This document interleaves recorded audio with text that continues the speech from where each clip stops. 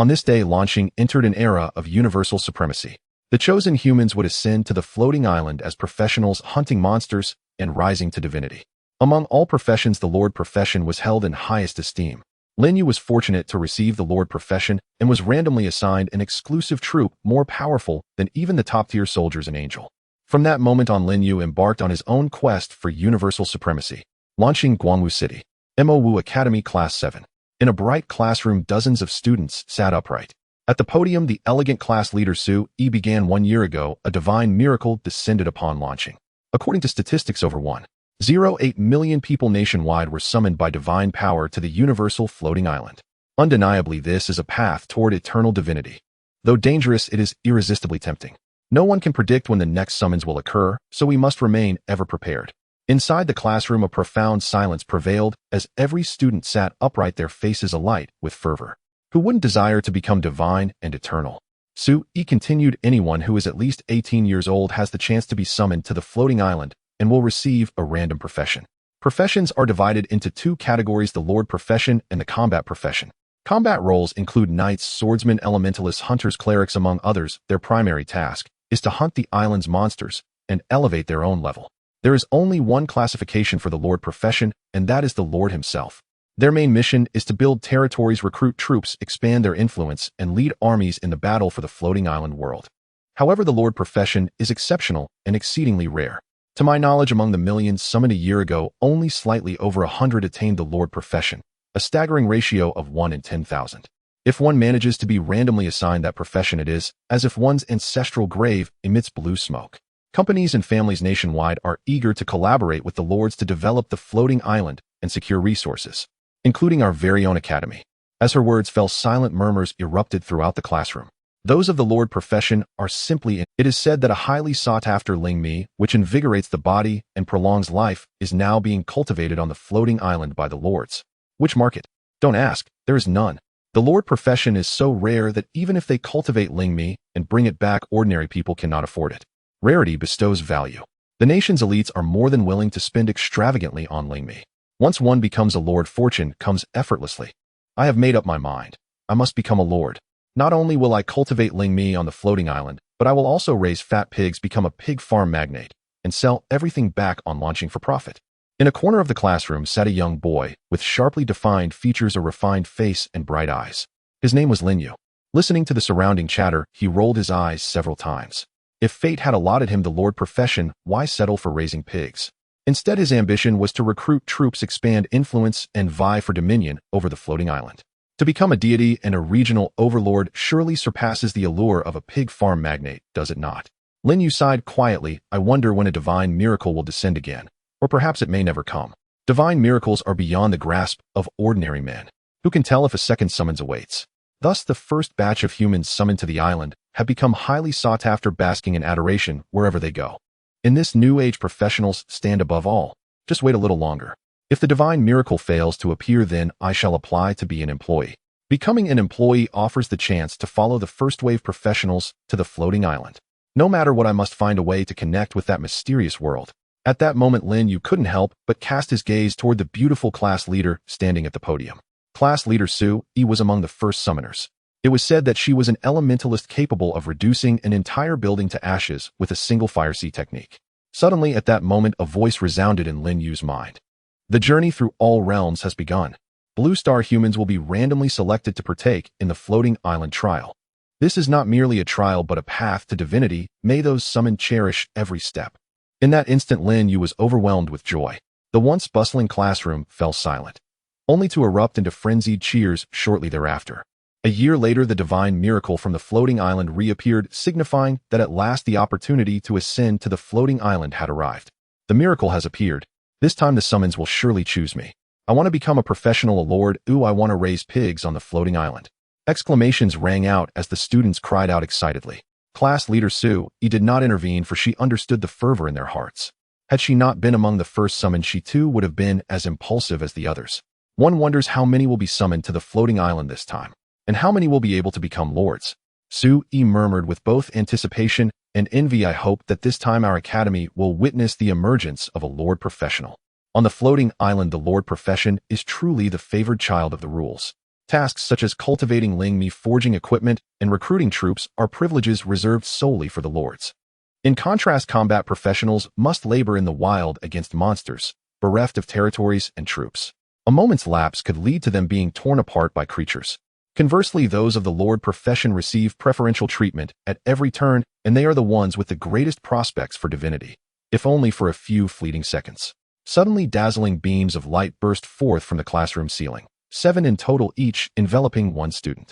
This signified that these 7 students were the fortunate ones chosen to enter the universal floating island, while the others had missed their chance. The number this time seems rather high. Class leader Su Yi was momentarily taken aback, then addressed the 7 students. Once you enter the floating island, check the energy mark upon you. If your energy is abundant, you will be able to travel between the floating island and launching. Also, always remember the words I have previously imparted to you. On the floating island, safety comes first. Her gaze swept swiftly over the 7 chosen students, among whom was none other than Lin Yu. However, before she could speak another word, all 7 students, including Lin Yu, vanished within those radiant beams of light. The remaining students in the classroom wore vacant expressions, some even broke down and wept uncontrollably. Once again, they had missed their chance to become professionals. Welcome to the Myriad Worlds Floating Island. Current floating island unowned, unnamed ID 014965. Randomizing your class. Congratulations, you have obtained the class, Lord. Synchronizing and activating the basic skill of the Lord class, Leader's Aura. Leader's Aura passive skill. With the Leader's Aura, you will more easily gain the allegiance of units, class holders, and neutral creatures, and their loyalty will continuously increase. Congratulations, you have obtained a piece of territory. Your territory is currently a low-level village. Hint: as a lord, developing your territory is your core mission. Issuing main quest. Quest objective: as a lord class holder, you should regard conquering the Myriad Worlds as your life's goal. Before that, however, your task is to conquer the current floating island and become master of this island. Quest time limit none. Quest reward unknown. So I've become a lord just like that. Having just descended onto the floating island, Lin Yu had not yet had time to inspect his surroundings when the series of prompts echoing in his mind left him utterly dazed. Obtaining the lord class had come far too abruptly. It caught him completely off guard. Yet along with it came the unexpected delight of having a pie fall from the sky. After all, the number of lord class holders was exceedingly small, and the probability of acquiring such a class was extremely low. It was no less rare than hitting the jackpot in a lottery. At this moment, Lin Yu was standing in front of a 2-story building. Behind him stretched a broad, open expanse of flat ground. Not far away stood 3 wooden huts. Further in the distance lay a lush forest from which the cries of unknown creatures occasionally echoed. Just as the leaks on the class holder forum said, the initial territory looks exactly like this. A lord's task is to develop and strengthen his territory using the resources he obtains to upgrade it into a small town, a city. The higher the level of the territory, the stronger the power it commands. It's said that once a territory has been raised to a certain stage, you can even found a kingdom and become a king. Lin Yu could hardly restrain the excitement surging in his heart. A king.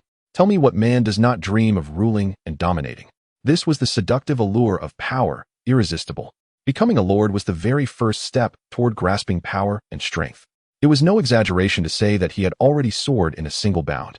The homeroom instructor said, if one is fortunate enough to become a lord, the very first thing to do is recruit units. Thinking of this, Lin Yu quickly strode toward the 2-story building.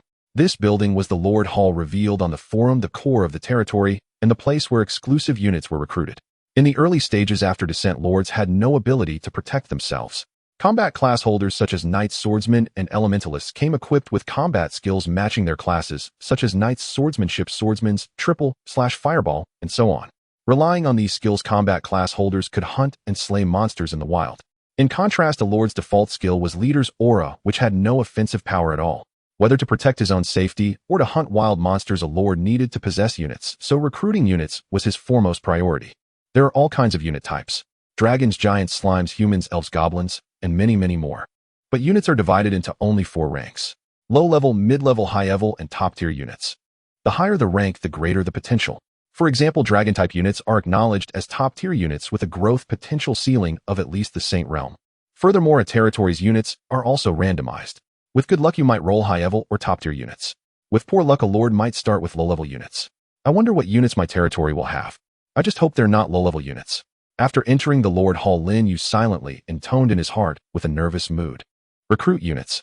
At once a voice echoed within his mind. The prompt from the Myriad Worlds Floating Island. It was cold and mechanical. Randomizing your territory's exclusive units. Randomization complete. You have activated the following units: Goblins, Dwarf, Musketeers, Dragon Riders, Titans, Angels, Unique. Honored Lord, you must choose one of the above 5 unit types as your territory's exclusive unit. Your exclusive unit will accompany you for life. Once chosen, it cannot be changed. Please choose with care. Staring at the prompts in his mind, Lin Yu was utterly stupefied. By all accounts, the randomized exclusive unit should have been only one. Whatever you got was what you got. There was no such thing as choosing. Only a very small number of people with extraordinarily good luck could randomly obtain 2 or 3 exclusive units to choose from. Yet he had actually rolled as many as 5 exclusive units for his territory. If he told anyone, they would probably refuse to believe it. Most importantly, aside from Goblins and Dwarf Musketeers being low-level and mid-level units, the remaining 3 were all top-tier units. What kind of heaven-defying luck was this?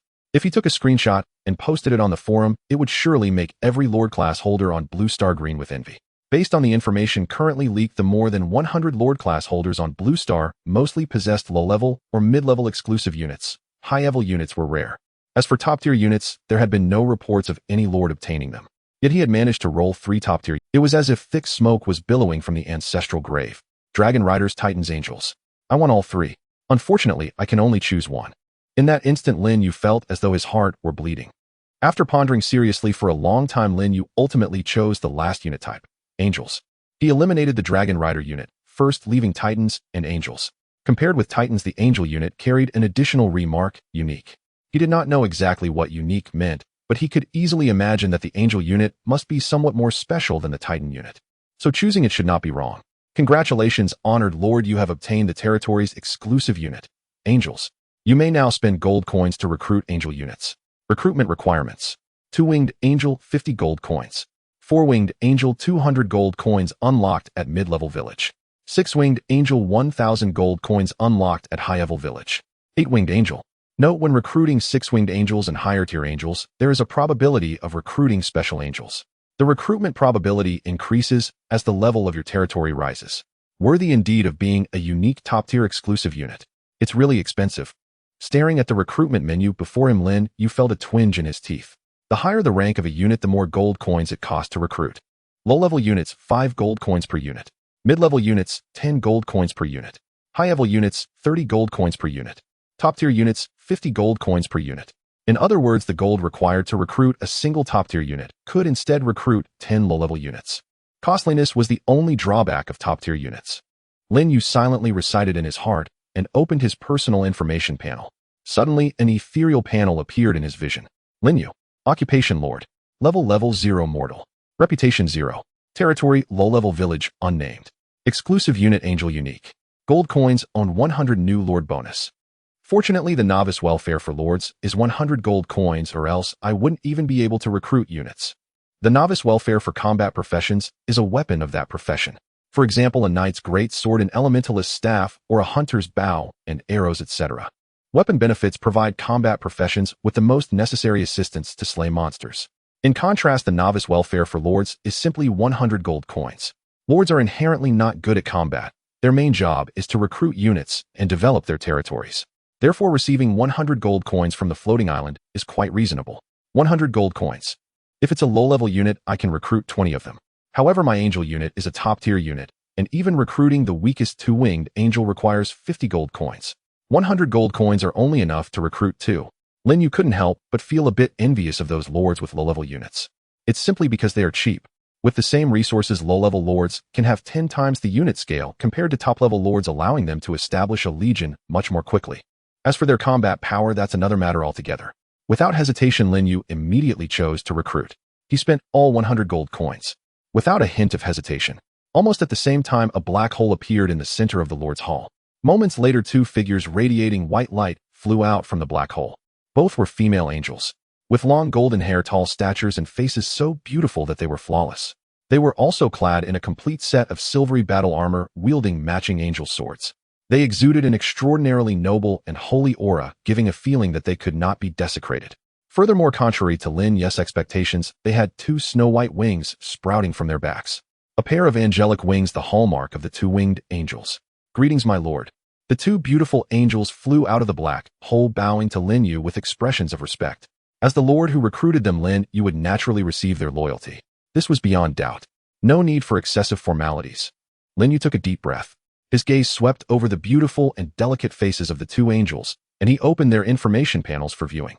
Two-winged angel. Initial level 5. Growth potential demigod. Combat skills Holy Cross, Sword Holy Light, / Angelic Sacred Flame. Remarks belonging to the Orthodox faction two-winged angels are the most common and lowest-ranking warriors of the angelic race. They possess the most steadfast faith and loyalty to their Lord. The information of the two angels was identical. Regardless of level growth potential or combat skills, there was not the slightest difference. This is probably the standard template for two-winged angels. If he had recruited four-winged angels, six-winged angels, or even angels with more wings, their template information would surely differ. Initial level 5. Growth potential demigod. No wonder they are a top-tier unit. They are so strong. Lin Yu felt genuinely astonished. On the Blue Stars forum for adventurers, a lord had leaked some information regarding units. The cheapest low-level units start at level 1, and their growth potential does not exceed level 9. Intermediate units start at level 2 with a maximum growth potential not exceeding royal level. High-level units start at level 3 with a maximum growth potential not exceeding extraordinary level. As for top-tier units, there is no definitive information yet. Because among the first batch of summoned humans there have been no reports of any lord adventurer randomly obtaining a top-tier unit, and thus no data has been published. One can only speculate. The initial level of a top-tier unit should be level 4 with a maximum growth potential not exceeding Holy Domain. The strength levels of the floating island in the Myriad realms are categorized from low to high as levels 1 to 9 royal level extraordinary Holy Domain demigod and the immortal true god. Just by looking at the information panel, it is evident that Lin Yu's angels are even stronger than top-tier units, surpassing them by 1 level. And this is merely the two-winged angels. If it were four-winged angels, six-winged angels, or even the much higher-ranking 12-winged angels, what would their initial levels and maximum growth potential be like? Perhaps this is the power of a unique unit. Besides this, Lin Yu couldn't find a more reasonable explanation. After all, among the 3 top-tier units that were randomly assigned before, only the angels were marked as unique. The Dragon Knight and Titan units did not have this aura. This indirectly indicates that exclusive units of uniqueness are stronger. They may even surpass top-tier units. Thinking of this, Lin Yu's heart was suddenly uplifted. Not only did he become a Lord Adventurer, but he also randomly obtained a unique unit stronger than top-tier units, which should make him quite impressive. Lin Yu turned his gaze to the 2 beautiful angels and asked, "What are your names?" The two-winged angels replied in unison, "Please bestow us names, my lord." "No names." Lin Yu fell silent. Was naming them number 1 and number 2 too cliché? He thought for a moment and said, "From now on your names will be Yaida and Sally." "Praise to my lord." Yaida and Sally immediately bowed excitedly. It seemed that receiving names from Lin Yu was a great honor. Lin Yu, however, did not think much of it, and immediately commanded, "The territory is newly established and requires a large amount of resources. You two go out together to hunt and slay monsters in the wild. It is an honor for Yaida Sally to serve my lord." Without hesitation, the two-winged angels flapped their snow-white angel wings and flew out of the Lord's Hall, then directly soared away from the territory. Their flying speed was so fast, like a flash of white light. It made Lin Yu hold back his words of "be careful." With a super top-tier unit at level 5 mastering 3 combat skills and able to fly, they should have no problem. As for me, I am currently a level 0 mortal. Going with them would only hinder them. Lin Yu had a good self-awareness and chose not to hold them back. He stayed alone in the Lord's Hall waiting for news. To his surprise, within a few minutes, the floating island sent a series of kill notifications. Your angel Yida has slain a level 1 wild boar, and as Yida's lord you receive a fragment of primordial power as a reward. Your angel Sally has slain a level 1 wild boar. Your angel Yida has slain a level 2 wild boar. Your angel Sally has slain a level 2 wild boar, earning 1 gold coin. A series of notifications appeared. In just a short moment, over 20 wild boars of different levels were slain by Yida and Sally, highlighting their formidable combat prowess. With a level 5 top-tier unit, defeating lower-level monsters is exceedingly easy. Meanwhile, Lin Yu also received numerous rewards of primordial power. If the floating island of all realms is likened to a game world, then the primordial power obtained from slaying monsters is equivalent to experience points, which can help units, lords, and professionals level up. As a lord, Lin Yu does not need to personally slay enemies like combat professionals do. Units are the weapons of the lord. Enemies slain by units also allow the lord to share in the rewards of primordial power. Thus, it is evident how crucial units are for a lord, being a core element for the growth and expansion of their territory. I can feel that. As long as Yida and Sally hunt a few dozen more wild boars, I can level up. The floating island is a real world devoid of experience bars. However, Lin Yu can sense his own leveling progress, which is a talent bestowed upon professionals by the floating island. Having killed over 20 level 1 and level 2 wild boars, I only obtained 2 gold coins. Moreover, no other items dropped. This indicates that the drop rate of monsters on the floating island is quite low. Additionally, the 2 gold coins were dropped when defeating level 2 wild boars. Clearly, the higher the level of the monster, the higher the drop rate for gold coins and other items. Through this information, Lin Yu gained a deeper understanding of the floating island. As time passed, the notifications regarding kills continued to appear without interruption. The monsters slain by Yida and Sally were no longer just wild boars, a few wild wolves and other monsters began to appear. Common wild wolves are level 3 monsters. Elite wild wolves are level 4 monsters. However, they are no match for Yida and Sally. Moreover, based on the frequency of the kill notifications, Lin Yu could deduce that against the level 4 elite wild wolves, Yida and Sally were as easy as cutting through a melon. Suddenly, a surge of heat erupted in Lin Yu's lower abdomen. Soon this warmth enveloped his entire body, centered around his abdomen. At this moment, Lin Yu distinctly felt his physical abilities enhancing. His hands became stronger, he could jump higher, and his vision became clearer and further reaching. He leveled up. From a level 0 ordinary person, he advanced to a level 1 professional. It was from this moment that Lin Yu truly stepped onto the path of a professional, moving towards the goal of becoming a deity. It took nearly 2 hours to level up. Such a speed shouldn't be considered slow. Lin Yu's attention to his leveling speed was naturally to surpass other Lord Professionals and become the one with the fastest growth rate and strongest power among all Lord Professionals. This is because the main quest assigned to Lord Professionals by the floating island of all realms is to conquer the current floating island and become its master. The floating island where Lin Yu resides is unclaimed and unnamed, only designated by the number 014965. He did not know how many Lord Professionals were on this island, but like all other Lord Professionals, his mission was to defeat other lords, conquer this floating island, and become its master. Once he becomes the island master, all resources on the island can be freely allocated. However, to become the island master, strength is essential. Therefore, Lin Yu must grow as quickly as possible, transforming himself into the mightiest lord to avoid being defeated by other Lord Professionals in the future island conquest battles. While Yida and Sally diligently hunted, Lin Yu also wandered around his territory. The 3 small wooden houses were not particularly impressive. He mainly observed the spiritual fields nearby. The spiritual fields are where spiritual rice is cultivated. The produced spiritual rice not only provides the basic food security for the territory's units, but can also be sold on Blue Star, though it is scarce. The reason is simple: consuming spiritual rice indeed enhances physical abilities. It is said that some wealthy individuals on Blue Star even relied on long-term consumption of spiritual rice to elevate their physical abilities to the level of a level 1 professional, subsequently being exceptionally accepted as professionals on the floating island of all realms. Of course, this is merely a rumor. Whether it is true or not, Lin Yu does not know. However, this has led countless individuals on Blue Star to covet spiritual rice, and the wealthy are not reluctant to pay a hefty price to purchase it from Lord Professionals. Thus, once one becomes a Lord Professional, getting rich is a rather simple matter. Stepping outside his territory, Lin Yu saw his spiritual fields. The entire field is square-shaped, roughly 100 meters long and wide.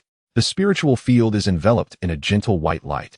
When Lin Yu cast his gaze upon it, the information about the spiritual field revealed itself. Spiritual field level 1 special attributes, none upgrade requirement, 200 gold coins. Remarks: level 1 spiritual fields can only cultivate level 1 crops, including, but not limited to, grains, demon plants, and magical herbs. A lord's spiritual field can cultivate demon plants and magical herbs in addition to spiritual rice. However, it seems that spiritual rice as a grain should be quite ordinary. Although I haven't heard of demon plants and magical herbs before, it is likely that these 2 types of crops are more advanced and have a lower drop rate. The floating island of all realms does not have a recharge system or a shop. For professionals to obtain items, they can only trade with other professionals or slay monsters to acquire them. Seeds for crops, equipment for professionals, blueprints needed for territorial construction. All of these can be obtained by defeating wild monsters. Let's first check what items are available on the trading platform. As he spoke, Lin Yu raised his right hand. On his right wrist, a red seal was glaringly visible. This is the mark of a professional. To the left of the seal, there is an energy progress bar currently displaying 3. 4. When the progress bar is full, the professional can activate the seal to return to Blue Star. The way to gain energy is to slay the enemies on the floating island, including, but not limited to, wild monsters. Subsequently, Lin Yu reached out to touch the red seal. A row of virtual buttons appeared in his view, including Island Chat Channel, Professional Trading Platform, Honor Contribution, List Friends Channel, and so on. Additionally, there are All Realms Chat Channel, All Realms Trading Platform, etc. But these features have yet to be added. Once Lin Yu becomes powerful enough, he can unlock these features to communicate with all realms. Opening the Island Trading Platform. At first glance, the items listed are few and far between, such as spring water, firewood, iron, or stone materials, etc., all of which are quite ordinary. Items like the spiritual rice, exotic plants, and potion seeds that Lin Yu needs are not available for sale on the platform. As for blueprints and equipment, they are even more absent. This indicates one thing. There are no seasoned professionals on this island. Everyone is a newcomer. Otherwise, even if there are no exotic plants or potion seeds for ordinary crops would definitely be available. Those professionals summoned a year ago must be on other floating islands. This is good news. It means that newcomers will temporarily not suffer from the oppression of seasoned professionals. After all, seasoned professionals have had a whole year to grow and their levels and strengths are exceptionally high. Newcomers just arriving on the floating island are no match for seasoned professionals. Moreover, if there are seasoned lord professionals on the island, future island conquest battles will undoubtedly become more challenging, which is unfair to the new lords. But now it's all good. The island is filled with newcomers. All professionals are starting on the same line. This is truly fair. Realizing this, Lin Yu felt quite pleased. Aspiring to become the lord of an island, he certainly did not wish to encounter the overwhelming forces of seasoned lords during his early growth. Even if a fight is necessary, he should be given a transitional period for growth. Then Lin Yu closed the island trading platform and opened the nearby chat channel. At this moment, the chat channel was bustling with activity. Countless professionals were sending messages in the channel. In the blink of an eye, there were hundreds of messages. It was evident that the newcomers on the island were very excited, especially those who had obtained lord professions, who were ecstatic as if they had won the lottery. Haha, brothers, I randomly got a lord profession, come congratulate me. Damn, another lord has appeared. I'm envious. My profession is knight. I'm destined to only be a subordinate to the lord profession. Knights are at least combat types, but I randomly got the priest profession, utterly useless except for healing. Everyone should take it easy. Oh, no matter what profession you randomly get, it's all the same. Everyone has the opportunity to become a deity. What profession are you, brother upstairs? Your mindset is so good. My profession is just average, a small lord. Also, my unit is a skeleton swordsman, a mid-level unit. Get lost. By the way, it seems that there are quite a few who randomly got lord professions this time. It feels like at least 800, if not 1,000. That's because the number of people summoned to the floating island has increased. I estimate that at least tens of millions have been summoned to the 10,000 realms floating island. So many. Last year, it seemed only over 100,000 were summoned. Brother upstairs, how do you estimate that? What's your basis? Do you have other information channels? I rely on intuition. That's just a wild guess. By the way, are there any noble lords who could share their exclusive units with us combat professionals? No need to share. They are mostly low-level or mid-level units. Not necessarily. My unit is a ground dragon, definitely a high-level unit. I've got a top-tier unit, the golden behemoth, invincible in land combat. Moreover, I just established the Professional Alliance Hall of Kings. Professionals with dreams and aspirations can join my alliance, and together we will conquer the 10,000 realms floating island. Wow, a top-tier unit. I can't believe someone randomly got the top-tier unit, the golden behemoth. What incredible luck is this? This is the true big shot. The chat channel instantly erupted. This is the first lord to randomly get a top-tier unit since records began. Once this news reaches Blue Star, it will undoubtedly cause a stir worldwide. Not to mention that business partners will flock to him. Even national-level weapons will not sit still. Because the 10,000 realms floating island has already become the future of development for Blue Star. A lord possessing a top-tier unit on the 10,000 realms floating island is very likely to become the lord of an island or even a dominant existence. What force wouldn't want such talent? Whoever can connect with this top-tier lord will find it easy to offer money, women, and resources.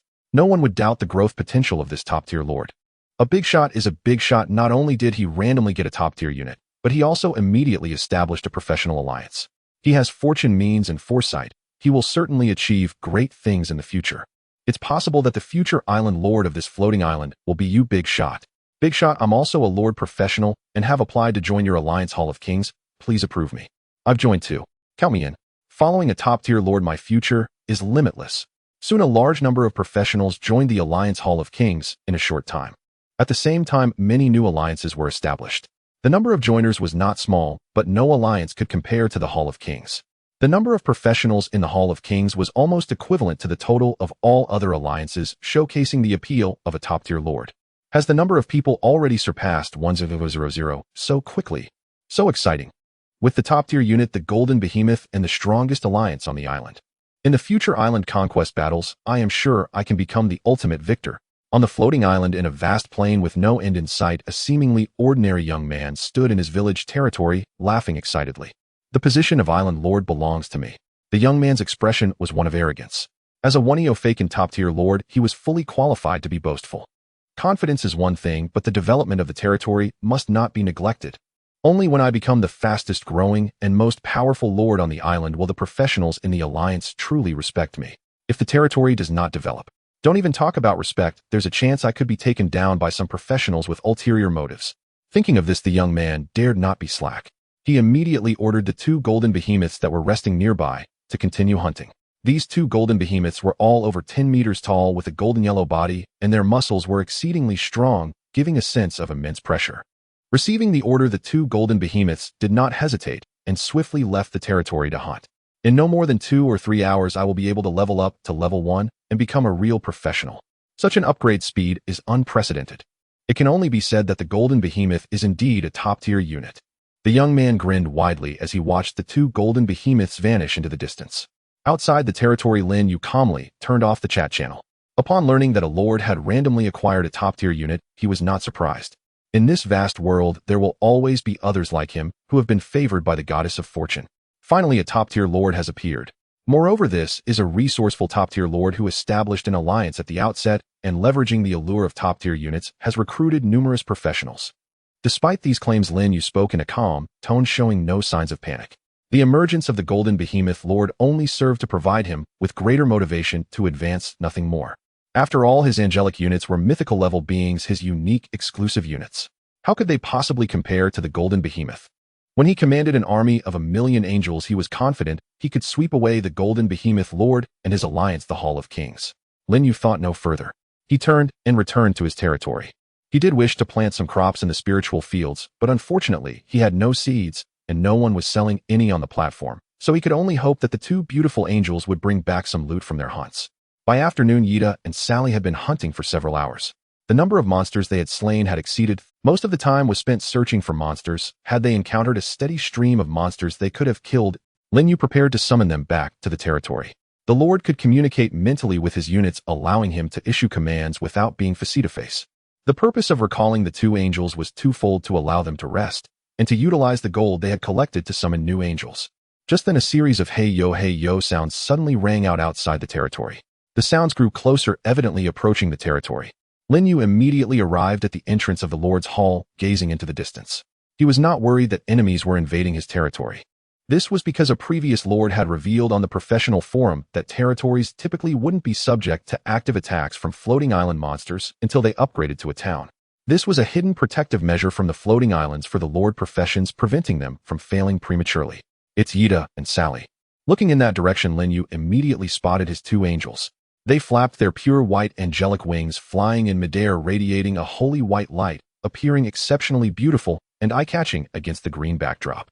However, the shouting did not come from Yida and Sally, but rather from a group of green-skinned creatures following them. These green-skinned creatures were very thin and short, looking quite odd, resembling little goblins straight out of a movie. There were about 60 to 70 of these green-skinned creatures. They moved in pairs, each group carrying the corpse of a monster. As they advanced, their movements were synchronized as if they had been trained. The hey yo sounds also came from their mouth. As they approached the territory, their information appeared in Lin Yu's line of sight. Ordinary goblin description: a low-level intelligent creature from the floating islands, possessing weak individual strength, but exhibiting extreme greed, living by hunting and looting. Level 2 growth potential limit level 5 special reminder: please do not provoke goblins if you are not powerful enough, or you may become a delicacy on their dining table. Goblin warrior description: level 3 growth potential limit level 7. These goblins are definitely evil creatures. Lin Yu frowned and looked at Yida and Sally, who were flying in the air. The 2 winged angels were easily recognizable. Yida appeared taller and more voluptuous, her curves quite alluring. In contrast, angel Sally was relatively petite, exuding an elfin charm. Of course, this was not important. He was simply puzzled as to why Yida and Sally had brought back so many goblins. Were they merely using them as laborers to carry monster corpses? In his opinion, these goblins should be killed for gold. In the eyes of professionals, the intelligent creatures of the floating islands were also considered monsters. Lord, with a gentle breeze, Yida and Sally descended before Lin Yu.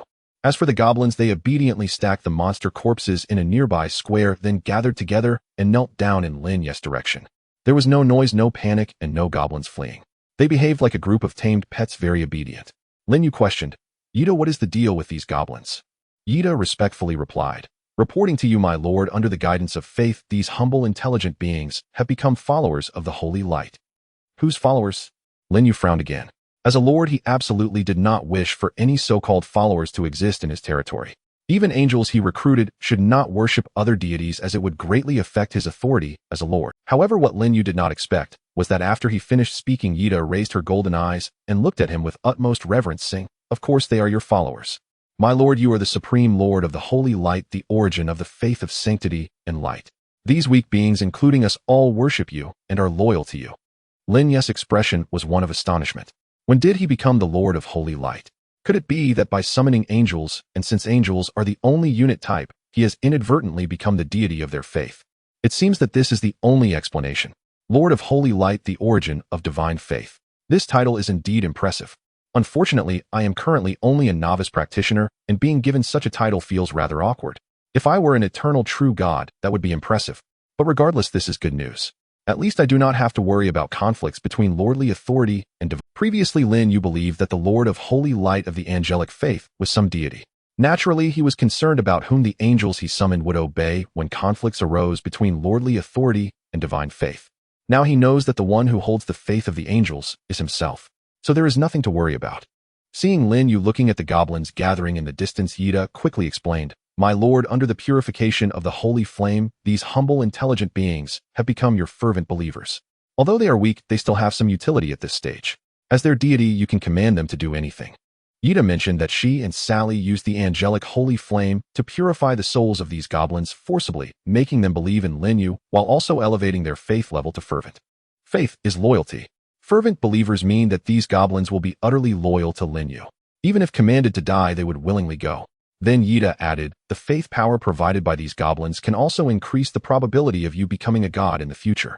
Lin Yu was still immersed in the thought that the angelic holy flame could purify souls and spread faith. Hearing this, he immediately asked, "Does faith have a connection to becoming a god?" "Yes, my lord."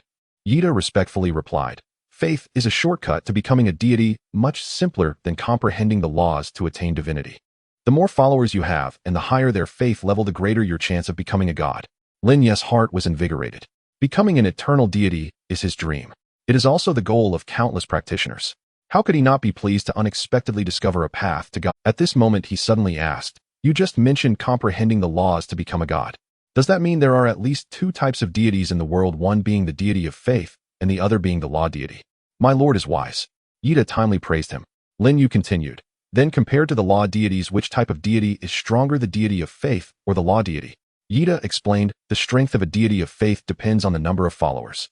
When you possess an endless number of followers, you become the most powerful deity in the universe." Lin Yu understood. Few followers mean a weaker deity of faith. Many followers mean a stronger deity of faith. No wonder his angels spread faith and developed followers from the start. They were paving the way for his future. Thinking of this, he looked at Yida and Sally with burning eyes. Indeed, his choice was not wrong. In every aspect, angels are the perfect unit. Lin Yu said, "In that case, let these goblins stay. Select a team of level 3 goblin warriors to remain in the territory, and the rest can accompany you to assist." "As you command, my lord." Yida once again respectfully bowed. Nearby, the gathered goblins, upon hearing Lin Yu's words, eagerly knelt before him, shouting, "Praise you, great lord of holy light, your divine radiance shall illuminate all worlds." Such praises almost triggered Lin Yu's awkwardness, but evidently there was no way to correct it. For in the eyes of these goblins, he was the supreme lord of holy light, a godly existence.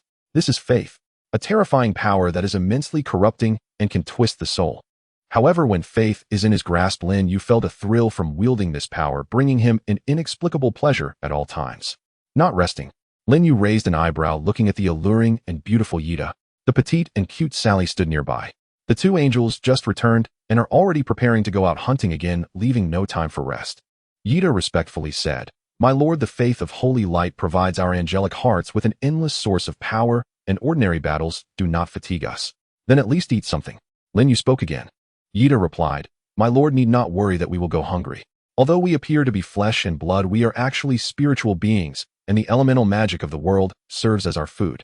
Lin Yu was left speechless. He couldn't help but marvel at how unexplainable the angel unit was. Not only are they perfect in every way, but they also do not need rest or food, making them akin to a perpetual motion machine. Lin Yu said, "Then wait a moment, I will recruit another round." "As you command." Yida and Sally respectfully responded. Together with Lin Yu, they walked into the Lord's Hall. Upon arriving at the Lord's Hall, Lin Yu said to Yida and Sally, "The gold coins dropped by the monsters you kill serve as the medium for summoning angels.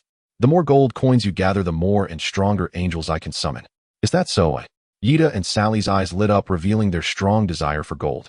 Lin Yu's one statement made Yida and Sally become more greedy about gold than the dragons rumored to be as gold was directly related to the great revival of their angelic kin in this world. Lin Yu nodded slightly and said, "This time during the hunt you collected a total of 86 gold coins, which can only summon one winged angel. In this hunt Yida and Sally killed over 300 wild monsters. Yet they only dropped 87 gold. Moreover, apart from gold coins, there were no other items like equipment blueprints or seeds dropped. One can imagine how low the drop rate on Floating Island is. It seems that to acquire a large amount of gold, we can only attack the monster strongholds. Monsters on the floating islands of all realms can be classified into two types.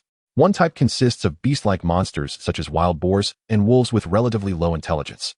The other type comprises intelligent beings like goblins. Generally speaking, intelligent beings tend to have their own strongholds or tribes. A lord once revealed on the Adventurers Forum, if one could capture the strongholds guarded by intelligent beings, not only would they reap a vast amount of gold coins, but they could also acquire various resources, even blueprints for buildings. However, to take down a stronghold, one must possess strength. With strength, one can do what they wish. Lin Yu did not hesitate and immediately began a new round of summoning. Soon a characteristic black hole appeared in the hall. Moments later, a figure radiating a holy light flew out from the black hole. This figure was as beautiful as Yida and Sally. She possessed a flawless angelic face, a tall and slender figure akin to a nine-headed entity, silver hair cascading over her shoulders, and donned matching silver-white angelic armor. A pair of snow-white angel wings adorned her back. After leaving the black hole, this sacred and beautiful angel approached Lin Yu and respectfully bowed without hesitation. "Praise you, esteemed Lord. Thank you for summoning me and granting me new life. I shall follow you faithfully until eternity." "Very well." Lin Yu smiled and casually opened her information template to take a look. As expected, the information template of this winged angel was the same as that of Yida and Sally, with an initial level of 5 reaching a potential limit of demigod. Lin Yu indeed wished to summon a higher-ranked 4-winged angel or even a 6-winged angel. Unfortunately, he lacked the gold. He was too poor. Lin Yu said to the angel before him, "From now on your name shall be Vina." "As you command, my lord." Angel Vina said excitedly. "It is an honor for Vina to receive a name from you." Lin Yu calmly accepted the beautiful angel's compliment. After hearing such words often, it seemed he no longer felt awkward. Vina team up with Yida and Sally, go outside the territory to hunt, and while collecting spoils, elevate your own levels. Killing monsters with troops can also elevate their levels. When monsters are defeated, the source power rewarded from the floating islands divides into 2 parts. One part belongs to the troop. The other part belongs to the lord. When a single troop defeats an enemy, the reward received by the lord is minimal. But this is of no concern, because the lord's troops are not just one. As the number of troops increases, the accumulated source rewards will become very substantial, even terrifying. This is also one of the fundamental reasons why a lord only needs to constantly recruit troops and expand the army, allowing their levels to rise rapidly. "As you command, my lord." Without delay, the 3-winged angels formed a small team and left the territory directly. Accompanying them were more than 20 goblins. The goblins' task was to assist the angel team, such as transporting the hunted monster corpses back to the territory.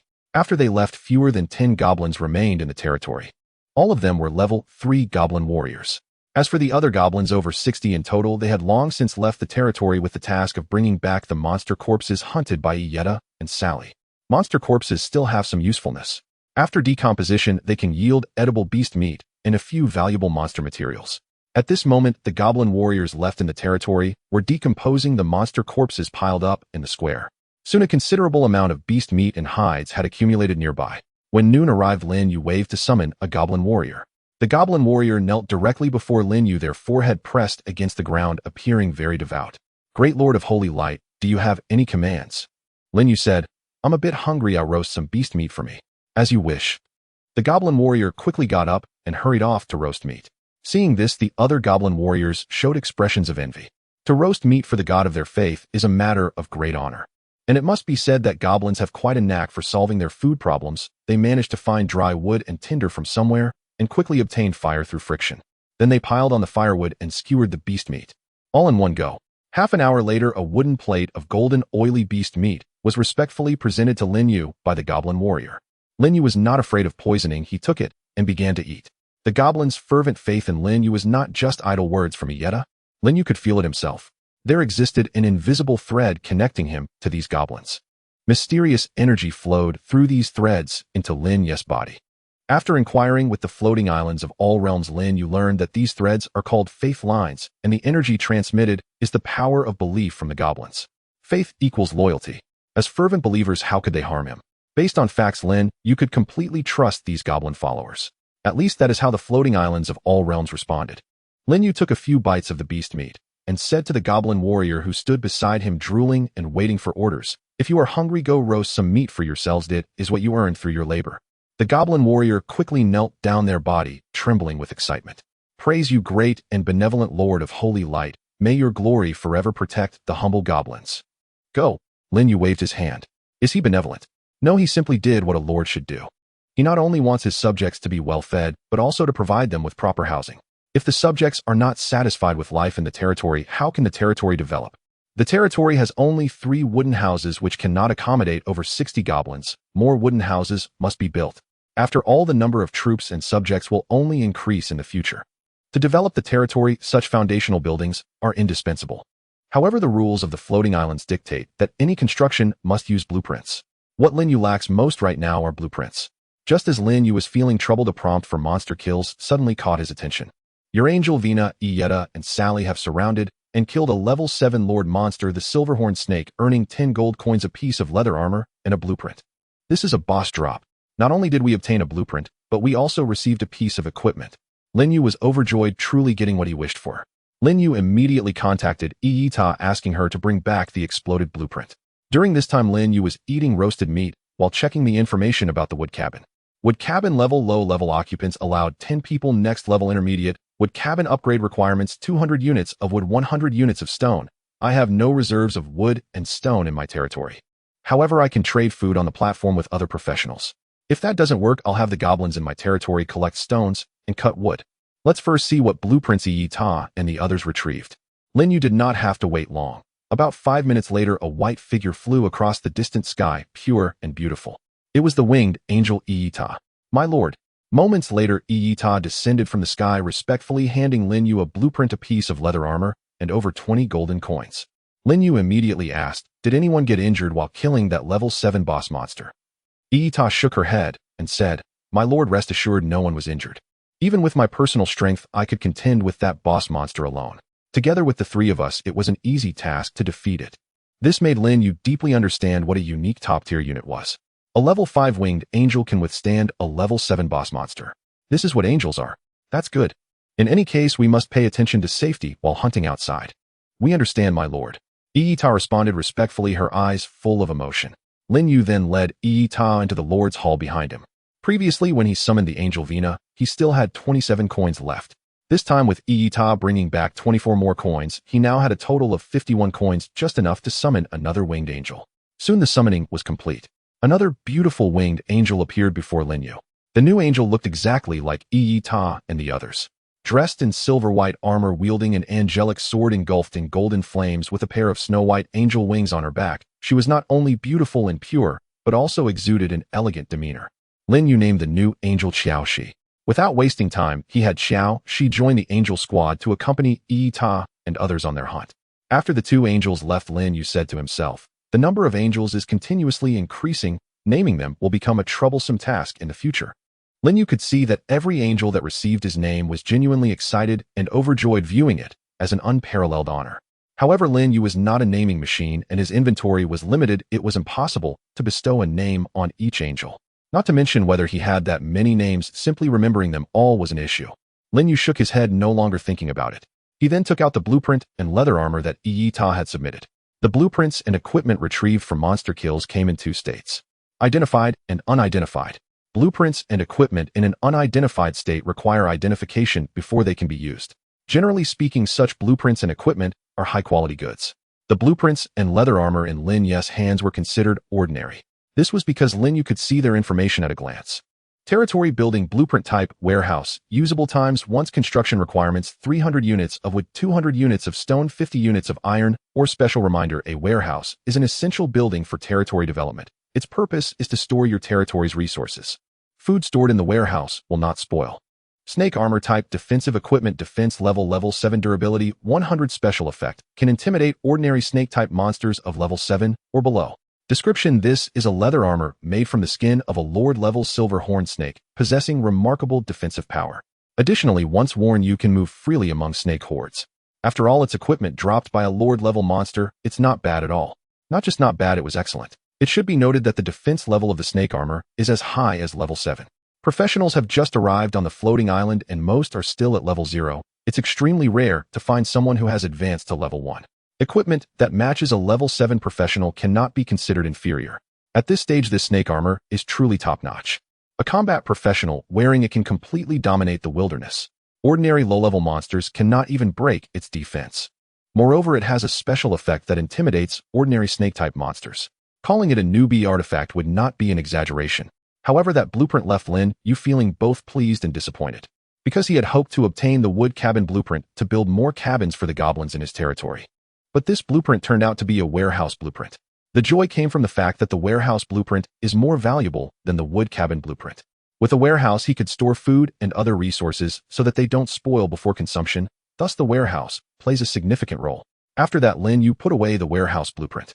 As for the snake armor, he listed it on the island trading platform. Premium equipment. Snake armor. Click to view details. Auction time 24 hours later. Instant kill price 3,000 gold coins. Equipment owner Lin Yu. The instant kill price of 3,000 gold coins is completely exorbitant.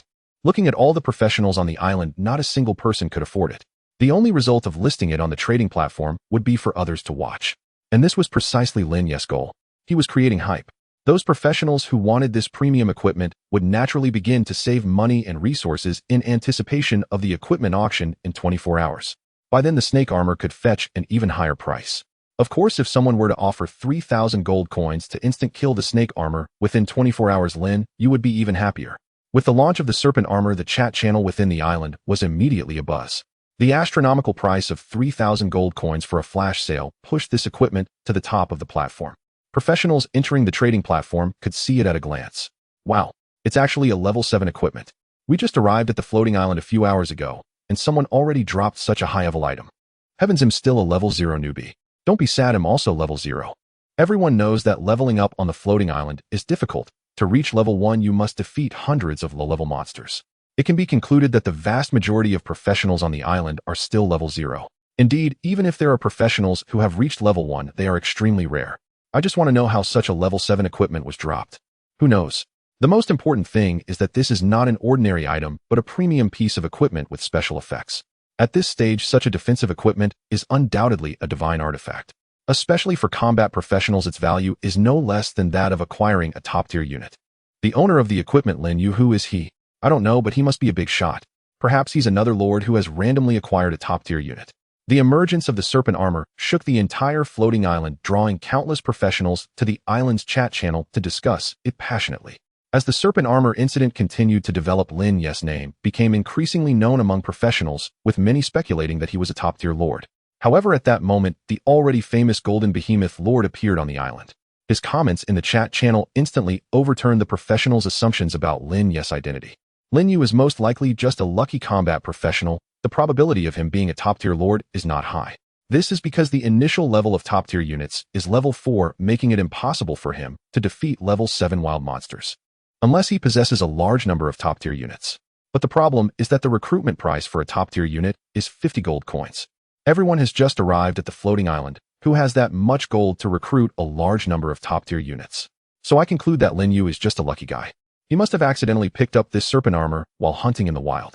The Lord makes a good point. This premium serpent armor was definitely picked up by Lin Yu. It couldn't have been dropped from a monster. At this stage, even our Lord would find it hard to hunt level 7 wild monsters. Agreed. Damn, I thought a more powerful top-tier Lord had emerged. It seems that our Lord from the Hall of Kings is indeed the most formidable. Who can rival the golden behemoth on the island? Our Lord is invincible. By the way, Lin Yu is too shrewd. Whoever spends 3,000 gold coins to buy his equipment is definitely a fool. You upstairs don't understand anything. It's not that 3,000 gold coins are too much, but that no professional can produce that much gold right now. If I had 3,000 gold coins, I would have snapped it up already. That's right, this serpent armor is indeed a divine artifact. Wearing the serpent armor greatly enhances defense, and not only ensures survival, but also allows for unconstrained hunting of wild monsters, quickly leveling up. Compared to personal safety, and leveling up, 3,000 gold coins are nothing at all.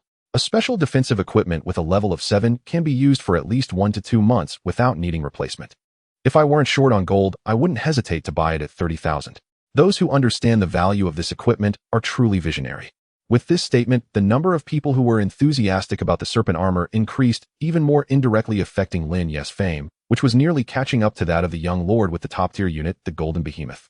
Of course, there were also many professionals interested in the serpent armor, especially those who were combat professionals. Without any units, they could only rely on their own strength to fight wild monsters, so they naturally hoped to possess such a premium defensive equipment.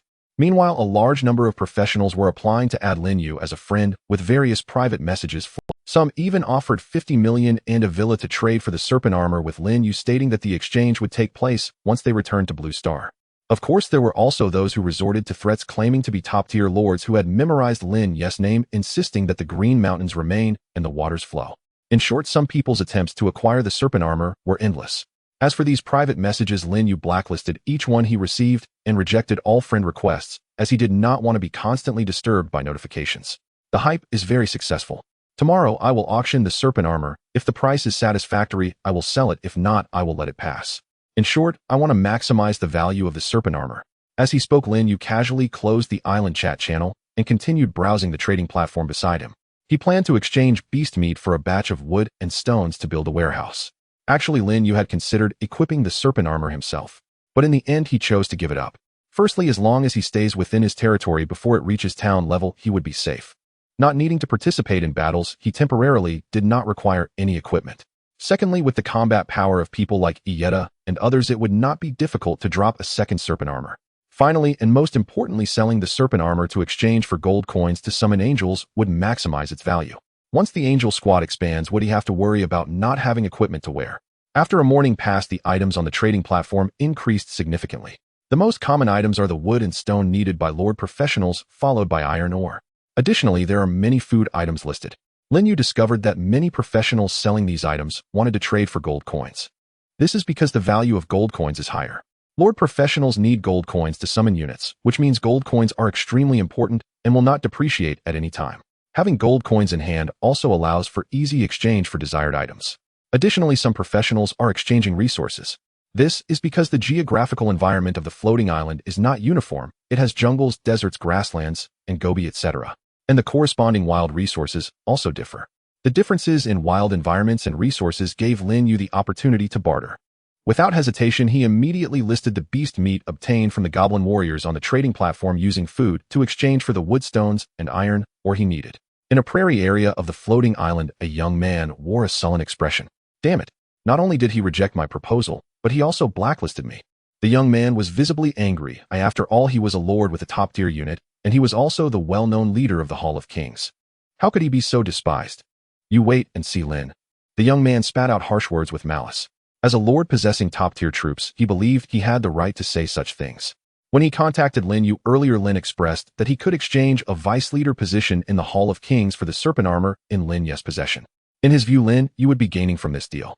After all, the Hall of Kings is currently the most popular alliance, attracting countless professionals.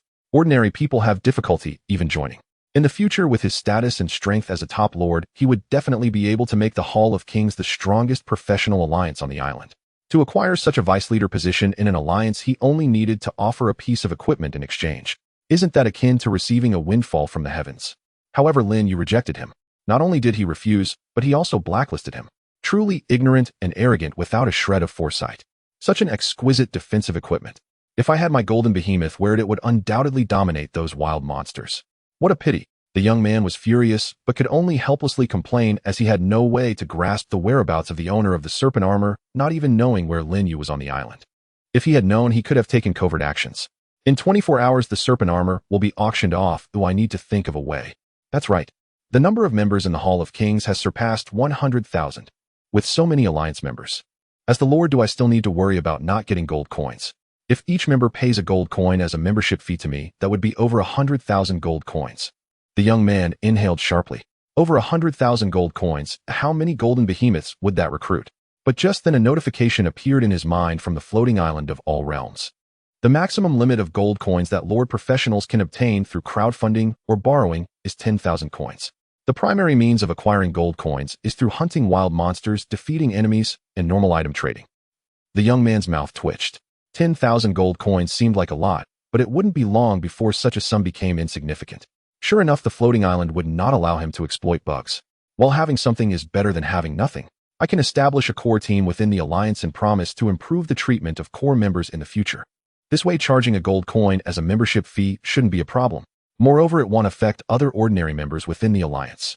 The young man was very pleased and felt. Without hesitation, the young man opened his self-created alliance channel, and as the Lord issued a message to establish a core team. As soon as the message was released, the alliance channel was instantly abuzz. Soon alliance members began to complain, feeling that the Lord was trying to con them out of money. A membership fee of 1 gold coin is neither too much nor too little. The most important thing is that no other alliance charges such a fee. Isn't this just a money trap? Amidst similar complaints, many alliance members chose to withdraw immediately. However, some opted to pay a gold coin and join the young man's core team. This was because they believed that the young man was a top lord possessing rare top-tier troops and had a promising future. If they could become core team members of such a prominent figure, benefits would surely follow. A mere gold coin was seen as an investment. There were actually quite a few professionals with this mindset. What followed was a flood of gold coins entering the young man's pockets. This is exhilarating. This is the prestige of a top lord. With just a word, a blank check can make those professionals willingly hand over their gold coins.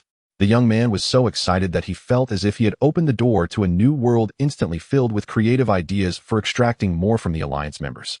Of course, these ideas must be postponed. If he brought them out now, he would indeed be engaging in deceit. An hour later, he received over 600 gold coins as membership fees, indicating that his core team members had already surpassed 600. However, as time passed, fewer and fewer professionals submitted gold coins. Gradually, no one was paying any. Upon realizing this, the young man quickly turned his mind and announced in the alliance channel that the core team would only accept 1,000 members with spots available on a first-come, first-served basis. After this move, many professionals eagerly signed up. Soon 1,000 gold coins were in hand. The young man immediately announced that he would temporarily stop accepting core members, leaving some alliance members who were still on the fence regretting it, even privately contacting the young man in hopes of increasing the quota. The young man knew well that a ruler must not go back on their word, so he indeed refused. The establishment of the core team caused the Hall of Kings to lose some alliance members, but it also made the entire alliance more cohesive and the young man's prestige within the alliance soared. Additionally, the young man was counting coins in his territory until his fingers cramped. One must admit his maneuvering was quite clever. He had hit several targets with one arrow. With 1,000 gold coins, I can recruit 20 golden behemoths. The young man swallowed hard, contemplating whether summoning golden behemoths was more cost-effective or saving the gold coins for the upcoming auction of the serpent armor. He had reason to believe that 1,000 gold coins would definitely suffice to win the serpent armor. After all, at this stage, no professional could be wealthier than him. The serpent armor is not an ordinary piece of equipment, but a high-level equipment with special effects. It can arm my strongest golden behemoth, greatly enhancing its combat power, allowing it to hunt higher-level wild monsters and increase the drop rate of good items. Moreover, with better equipment, I can replace the serpent armor and sell it to other professionals. Thus, bidding for the serpent armor is completely meaningful. However, recruiting troops is also very important. With that thought, the young man took out 500 gold coins and recruited 10 golden behemoths. The remaining 500 gold coins were saved for the auction of the serpent armor tomorrow. If the gold coins turned out to be insufficient, he could borrow some from alliance members. As the lord of an alliance and a top lord, he believed no one would doubt his ability to repay. Now the scale of the troops has expanded, and the serpent armor is within my reach. I truly am a genius. The young man couldn't help but grin, admiring himself. On the other side, in Lin Yu's territory, almost every half hour a team of goblins could be seen coming in and out of the territory. They were transporting the corpses of monsters. At this moment, a large number of monster corpses had piled up in the territory, emanating a strong smell of blood. Near the piles of monster corpses, goblin warriors were tirelessly dissecting the monster bodies. Originally, their task was to patrol the surrounding area of the territory. However, it now seemed that simply dissecting the monster corpses would keep them busy for quite a long time. Additionally, the number of goblin followers had increased. This was because the angel squad was constantly hunting in the wild, while also developing followers for Lin Yu, spreading the faith of the Lord of Holy Light. So far, the number of goblins in the territory had exceeded 100. This was an astonishing figure. Even those lords who randomly obtained goblin troops could not have so many goblins under their command. The most important thing is that other lords need to spend money to recruit goblin troops.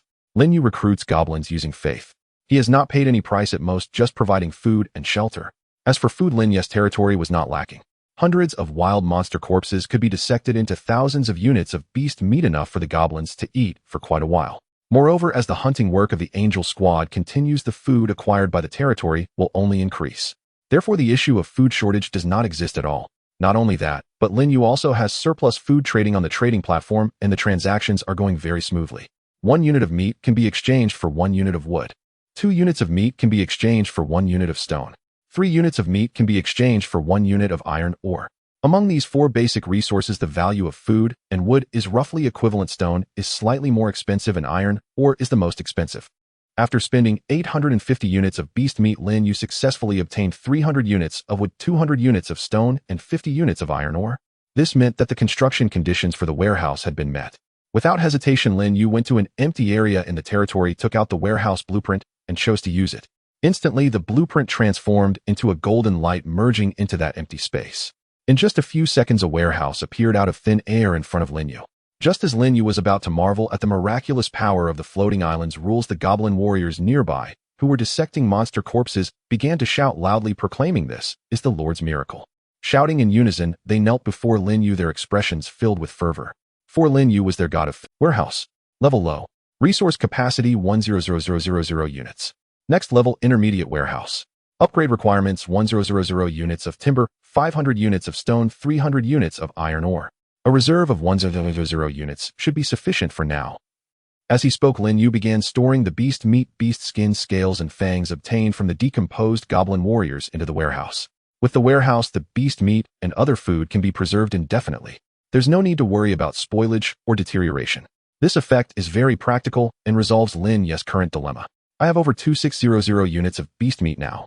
Excluding the daily consumption by the goblins, the remaining beast meat can still be exchanged for a batch of timber, stone, and iron ore. The unit is the measurement standard of the floating island. Under the influence of the power of rules, food, timber, stone, and iron ore are presented in units. For instance, when decomposing a monster's corpse and obtaining 10 pieces of beast meat, that translates to 10 units, with each unit piece of beast meat being identical. The timber harvested and the stone mined are the same. There will be no variations in size for timber. This may seem somewhat illogical, exceeding the realm of scientific explanation. But one must understand that this is a world governed by extraordinary powers where anything unreasonable is deemed reasonable. Here Lin Yu checked the information about his territory again. Territory. Level low-level village. Lord Lin Yu. Territory buildings, Lord's Hall, wooden house, warehouse. Spiritual field, level 1. Prosperity 165. Next level intermediate village. Upgrade conditions. Condition 1, prosperity reaches 100, completed. Condition 2, possess buildings of warehouse, fence, arrow tower. Condition 3, 100 units of timber, 100 units of stone, 100 units of iron ore. Unknowingly, I have actually completed the first condition for upgrading my territory. Lin Yu's territory has 165 points of prosperity, fully meeting the 100 points required for upgrading. I just don't know. How is this prosperity calculated? Not understanding, Lin Yu chose to communicate with the floating island. Soon he received a response from the island. Territory prosperity is related to the building's population and public sentiment, hidden economy, and other factors of the territory. Constructing buildings, increasing the population of the territory, maintaining peace, engaging in economic trade with external forces, and other methods can all enhance the territory's prosperity. Afterwards, the floating island further informed Lin Yu that the 141 goblins who joined the territory today directly increased his territory's prosperity by 141 points, equivalent to 1 goblin contributing 1 point. Building the warehouse added 20 points of prosperity. Additionally, Lin Yu has 4 angels, totaling 165 points of prosperity. I didn't expect that taking in those goblins would have such benefits.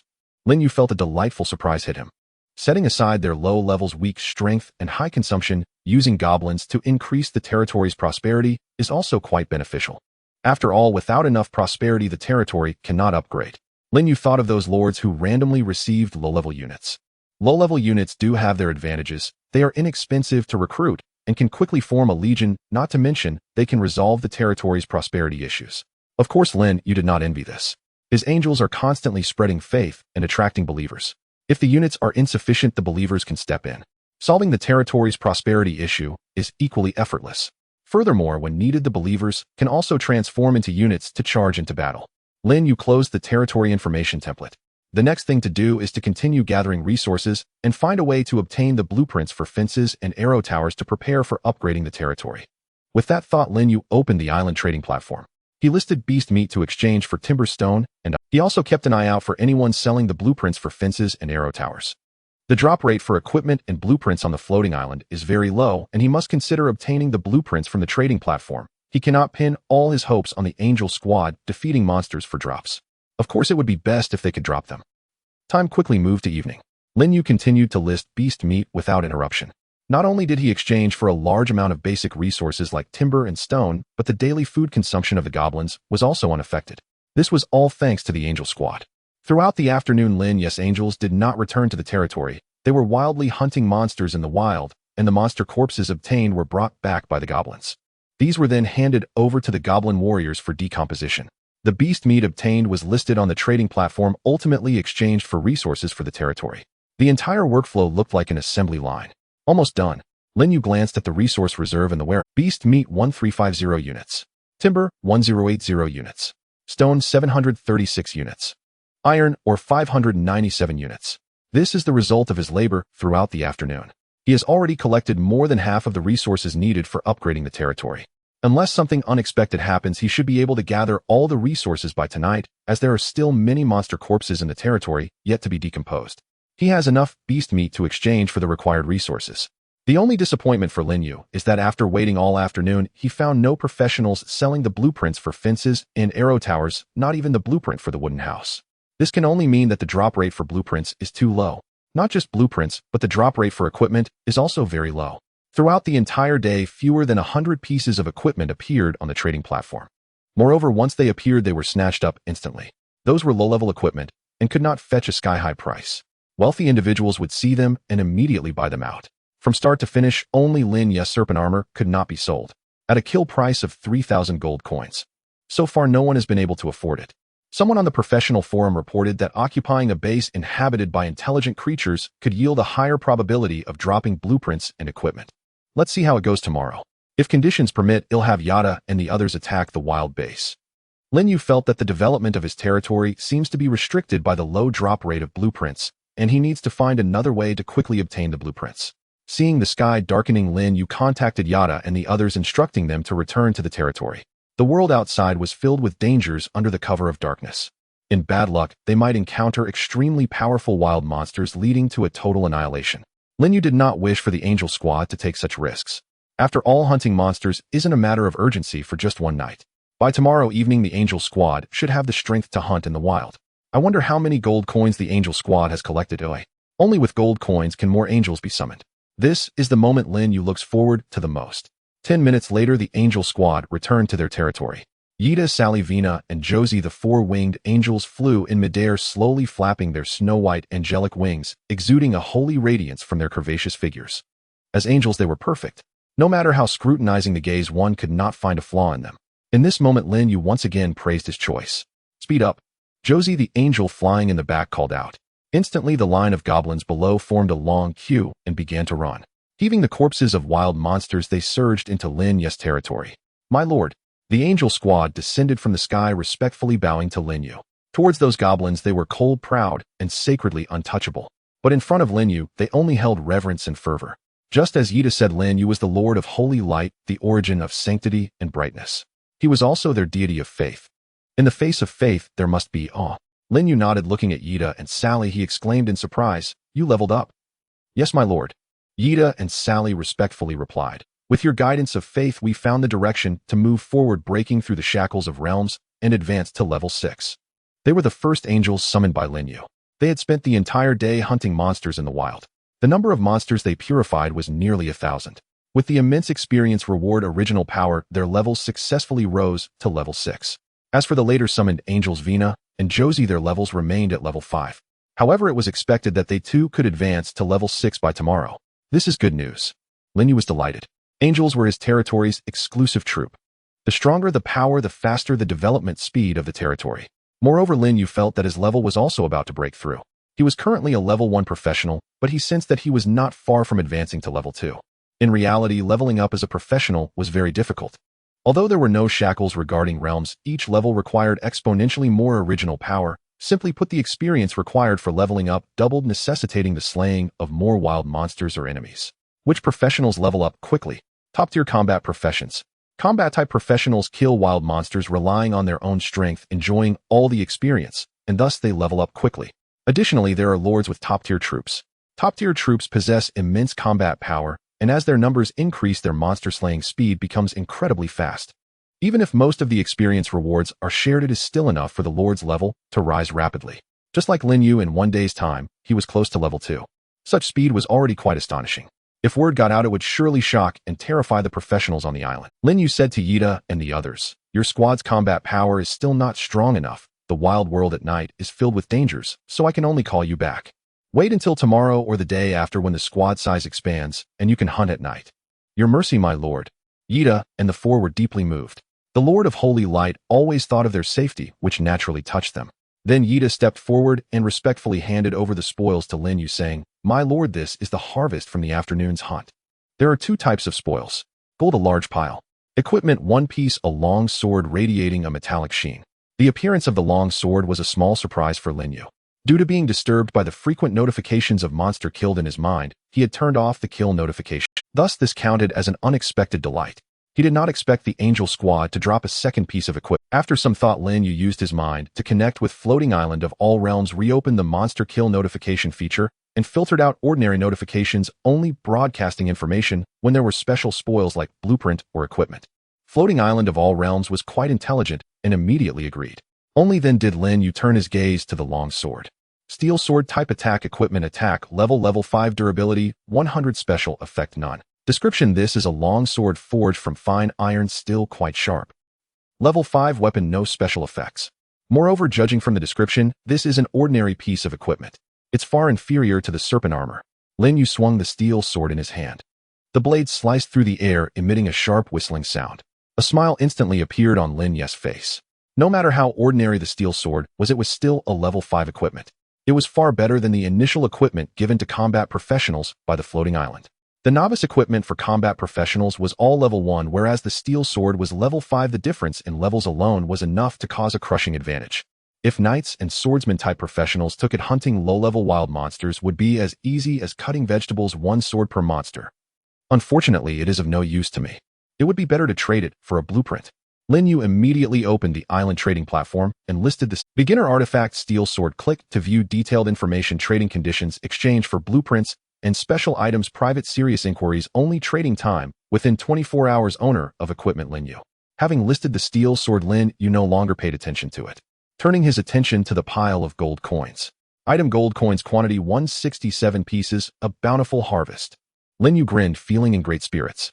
With over 160 coins, he could summon 3 more winged angels, nearly doubling the size of the... Looking at the pile of gold coins sparkling in the darkness, Lin Yu even considered sending the angel squad out to continue hunting after summoning. But after some thought, he ultimately gave up. Even summoning 3 more winged angels should not be taken lightly. What if they encountered a level 9 monster, or even a king-level monster in the wild? The angel squad would surely struggle, as the highest level among them was only 6. Especially at night, higher-level wild monsters were more prevalent. Let's summon the angels first. Lin Yu walked straight towards the Lord's Hall. Yida and the others closely followed, resembling Lin Yu's personal beautiful bodyguards. Meanwhile, on the other side, with the listing of the beginner artifact steel sword, the island's chat channel was once again stirred up. In the island's chat channel, news spread quickly about Lin Yu, the owner of the serpent armor, who had put a level 5 weapon on the trading platform. Another piece of equipment. How does Lin Yu have such good luck? It's a steel sword lacking any special effects, just an ordinary piece of gear, far inferior to the serpent armor. Even if it's ordinary, it's still a level 5 piece of equipment. I really want to obtain this steel sword, but unfortunately, I have no blueprints or special items to trade. Special items. I have one. I just collected a bottle of bear urine. Just keep it for yourself upstairs. By the way, this should be the highest level item listed today aside from the serpent armor. The equipment listed today is mostly level 1 to 3, with only 1 piece being level 4, and there are indeed no level 5 items. To drop a level 5 item, the monsters killed must be at least level 5. At this stage, only top-level lords can achieve that. Top-tier units are inherently powerful and start at level 4. As long as they don't encounter groups of level 5 wild monsters, their chances of victory are still quite high. As for other lords or combat professionals, when faced with level 5 monsters in the wild, they can only take a detour and are unable to fight. In other words, is Lin Yu really a top-level lord? Not necessarily. He might have also just stumbled upon inspection upstairs is an idiot. Just picked up a serpent armor and now a steel sword. Is Lin Yu the man favored by the goddess of luck? Clearly, the alliance leader of the Hall of Kings has miscalculated. Lin Yu is not simply lucky, he is a genuine top-level lord. A top-level lord. Could it be that the serpent armor was also dropped by him? That's impossible. The serpent armor is a level 7 special item, usually only dropped by level 7 boss monsters. Even if Lin Yu is a top-level lord, he cannot defeat a level 7 boss. A level 7 boss is a nightmare for any professional on the island. I wonder what Lin Yu's unit is compared to the Hall of Kings Alliance leader's Golden Behemoth, whose unit's combat power is stronger. The Golden Behemoth is hailed as the king of ground combat. On land, even dragon-type units are no match for the Golden Behemoth. While discussions were lively in the island's chat channel, a young man in the grassland area received a message from an Alliance member. Glancing at the heated chat channel, his expression turned somewhat grim. For him, the fewer top-level lords there are on the island, the higher his prestige, making it easier to rally people to develop the Hall of Kings. Now a new top-level lord has appeared to steal his prestige. Naturally, he is not in a good mood. That Lin Yu, no wonder he has the courage to disregard me and even blacklisted me. He is also a top-level lord. He admits he underestimated Lin Yu, but that doesn't affect his confidence. So what if he's a top-level lord? There are still differences among top-tier units. My Golden Behemoth is on par with dragon-type units with extremely strong combat power and can hold its own against any top-level unit. Moreover, I have the strongest alliance on the island.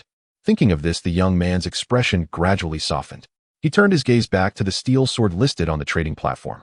He scoffed and said, "What is level 5 equipment worth? My Golden Behemoth squad has already begun hunting level 5 monsters. It's just a matter of time before we drop a level 5 item." At that moment, his Golden Behemoth squad returned to their territory to rest. Yet he forcefully issued an order for the Golden Behemoths to continue hunting, determined to drop a level 5 item that night to restore his prestige as a top-level lord. It was clear that although he appeared disdainful, he was significantly affected by the stimulus. In a certain mountainous region of the floating island, a group of about a dozen combat professionals gathered in a cave. There is an unspoken rule on the floating island: combat professionals will more or less be teleported together and hunt in teams to increase their survival rates. The group in the cave is a team of combat professionals. Among them are knights, swordsmen, shield bearers, elementalists, hunters, and priests. Before arriving on the floating island, they were strangers. But now they are forced to share life and death together. A young man holding a magic wand turned his gaze to a middle-aged man excitedly, saying, "There's a level 5 attack item on the trading platform, a sword-type weapon perfect for you." The other professionals in the cave all looked at the middle-aged man, some envious, others expectant. The middle-aged man quickly opened the trading platform and soon showed a look of interest. His profession is a knight. Without a mount, sword-type weapons are the best choice. However, he shook his head and said, "It is indeed a good item, but it can only be exchanged for blueprints and special items to obtain this steel sword." The young man said, "Captain, didn't we drop a blueprint while hunting this afternoon? It's just right to use it to exchange for..." Upon hearing this, other professionals in the cave expressed their dissatisfaction, as the blueprint belongs to the entire team, not an individual's private property. How can this work? The middle-aged man frowned. "The blueprint is common property of our team. I had already planned to list it on the trading platform for auction, turning it into gold coins to share with everyone." Such words immediately dissipated the dissatisfaction in everyone's hearts, and they had even more respect for the middle-aged man. As captain, he needed to be fair, just, and responsible to gain the trust of his team. The young man advised, "Captain, this is not a conflict. When the steel sword is no longer needed, it can also be auctioned off for gold coins. If you have the steel sword now, you can lead our team to level up quickly. Compared to leveling up, gold coins are not important at all." Upon hearing about leveling up, other professionals quickly chimed in, persuading the middle-aged man to acquire the steel sword. Having a level 5 piece of equipment in the team would indeed greatly enhance their monster-killing efficiency, which would benefit them all. However, the middle-aged man did not immediately agree, saying that blueprint in our hands is worth more than the steel sword. Using it for exchange would be a loss. In the future, once those lord professionals become wealthy, this blueprint could sell for a much higher price, and it's even possible to exchange for 10 steel swords. The drop rate of blueprints is lower than that of equipment. Even the most ordinary fence blueprint is more than enough to exchange for a steel sword. What they have is the blueprint for a blacksmith shop, which is worth significantly more than a fence-type blueprint, so exchanging it for the steel sword would definitely be a loss. As long as they hold on a bit longer. This blacksmith shop blueprint will definitely make them overnight rich. Those lord professionals wouldn't mind paying a hefty price to buy the blacksmith shop blueprint. That being said, but Captain, time waits for no one. The young man said, "Holding on to the blueprint won't help us. The steel sword is different. With it, our levels will rise rapidly. Once our strength increases, we can drop more blueprints." The middle-aged man frowned. The young man's words were not without reason. Other professionals in the team had no grounds to oppose. They all looked forward to a sudden level increase. Seizing the opportunity, the young man said, "Captain, don't hesitate any longer. This blueprint holds no value for us, far less practical than having a level 5 attack item." "All right." The middle-aged man nodded. After again following the opinions of his team members and receiving unanimous agreement, he opened the friends list. He sent a friend request to Lin Yu and included the blacksmith shop blueprint information in the message. All right, now we just wait for Lin Yu to reply. Hearing this, all the team members looked forward with anticipation. The Lord's Hall. A black hole slowly appeared. The 4 members of Yada watched this miracle with eager expressions while Lin Yu remained calm. Having summoned angels several times today, he was already accustomed to this scene. Consume 150 gold coins to summon 3 winged angels. After this wave of summoning Lin Yu had only about 20 gold coins left in his hand, insufficient to summon a 4th winged angel. In reality, Lin Yu wanted to summon a 4-winged angel even more. Compared to winged angels, 4-winged angels held a higher status. Their initial level and growth potential certainly surpassed that of winged angels. However, the problem was that summoning a 4-winged angel required a full 200 gold coins, which he simply did not have. Moreover, there was a prerequisite for summoning a 4-winged angel. That was to upgrade the territory to an intermediate village. For now, Lin Yu could only settle for the winged angels and continue summoning them. Soon after, 3 beautiful, flawless figures flew out from the black hole. They radiated an incomparably pure light. Observing their appearance, they were also female angels. With stunning features, fair skin, and tall, curvy figures, they resembled goddesses of holy light walking up. As winged angels, they wore silver-white battle armor like Yada and the others, wielding angelic weapons with a pair of snow-white angel wings on their backs. The information template was also no different. Initial level 5 growth potential capped at demigod. Approaching, the 3 beautiful winged angels respectfully bowed to Lin Yu. In their golden pupils, there was a hint of fervent passion, a reflection of their devotion to their faith and reverence for the Lord of Holy Light. Lin Yu smiled and nodded. He then named the 3 newly summoned winged angels. Helenida, praise you, great Lord. We vow our eternal loyalty to you. May the holy light endure. The 3 winged angels bowed again, their expressions filled with excitement. The Lord's bestowed names were their glory. This would accompany them for a lifetime. Lin Yu said to Helen and the others, with your addition to the angel squad, our combat power will surely soar. Furthermore, I hope you will also strive to improve. Despite your demigod potential, I look forward to witnessing the moment you ascend to godhood in the future. We will not disappoint you, Lord. Helen and the others spoke in unison, their expressions resolute. This was the expectation of the Lord of Holy Light upon them. They would go to great lengths to achieve this and would pay any price, including their lives. That's good. Lin Yu. He then instructed the angels to rest. When the first rays of dawn illuminated the land tomorrow morning, they would embark on a new day's hunting journey. Night fell quickly. In an instant, it enveloped the entire world. The floating island was situated in an unknown location, whether in deep space or dimensional space, but it was certain that there was no moonlight or starlight in the dark sky. Stepping into the wild, it was pitch black. With the arrival of night, the number of monsters in the wilderness surged dramatically, including many high-level monsters. During the day, it was the profession hunters who hunted monsters. By night, their roles reversed. Any professional brave enough to linger in the dark would surely be torn to shreds by monsters. Listening to the dense roars coming from outside the territory, Lin Yu felt a shiver run down his spine, thankful that he had called back the angel squad. Hunting in such an environment would be tantamount to sending the angel squad to their deaths. Fortunately, our territory has a novice protection period. Before upgrading to the town level, the territory will not be actively attacked by wild monsters. Lin Yu was convinced that without this special protection, no lord's territory on the island could safely weather, not even his own territory. The wild world at night is even more dangerous than I imagined. Until I grasp the specific situation, I cannot allow the angel squad to venture out recklessly. Moreover, I need to quickly upgrade the territory to an intermediate village to unlock the summoning of 4-winged angels. With 4-winged angels leading the way, the angel squad can likely hunt at night.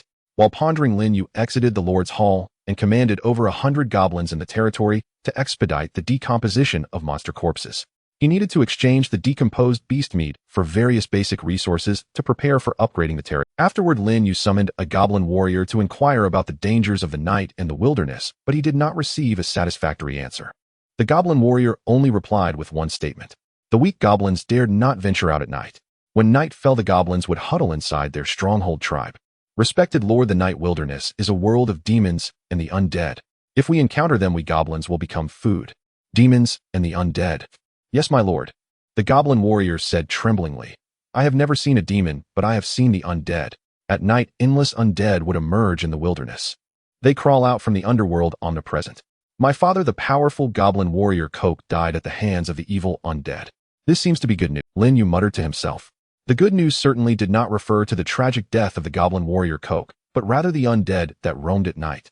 His angels were sacred beings wielding the power of holy light, with an innate ability to counter creatures of the undead faction. This meant that once he had the strength for nighttime hunting, the angel squad would surely reap great rewards. Go on. Lin Yu waved his hand to dismiss the still terrified goblin warrior.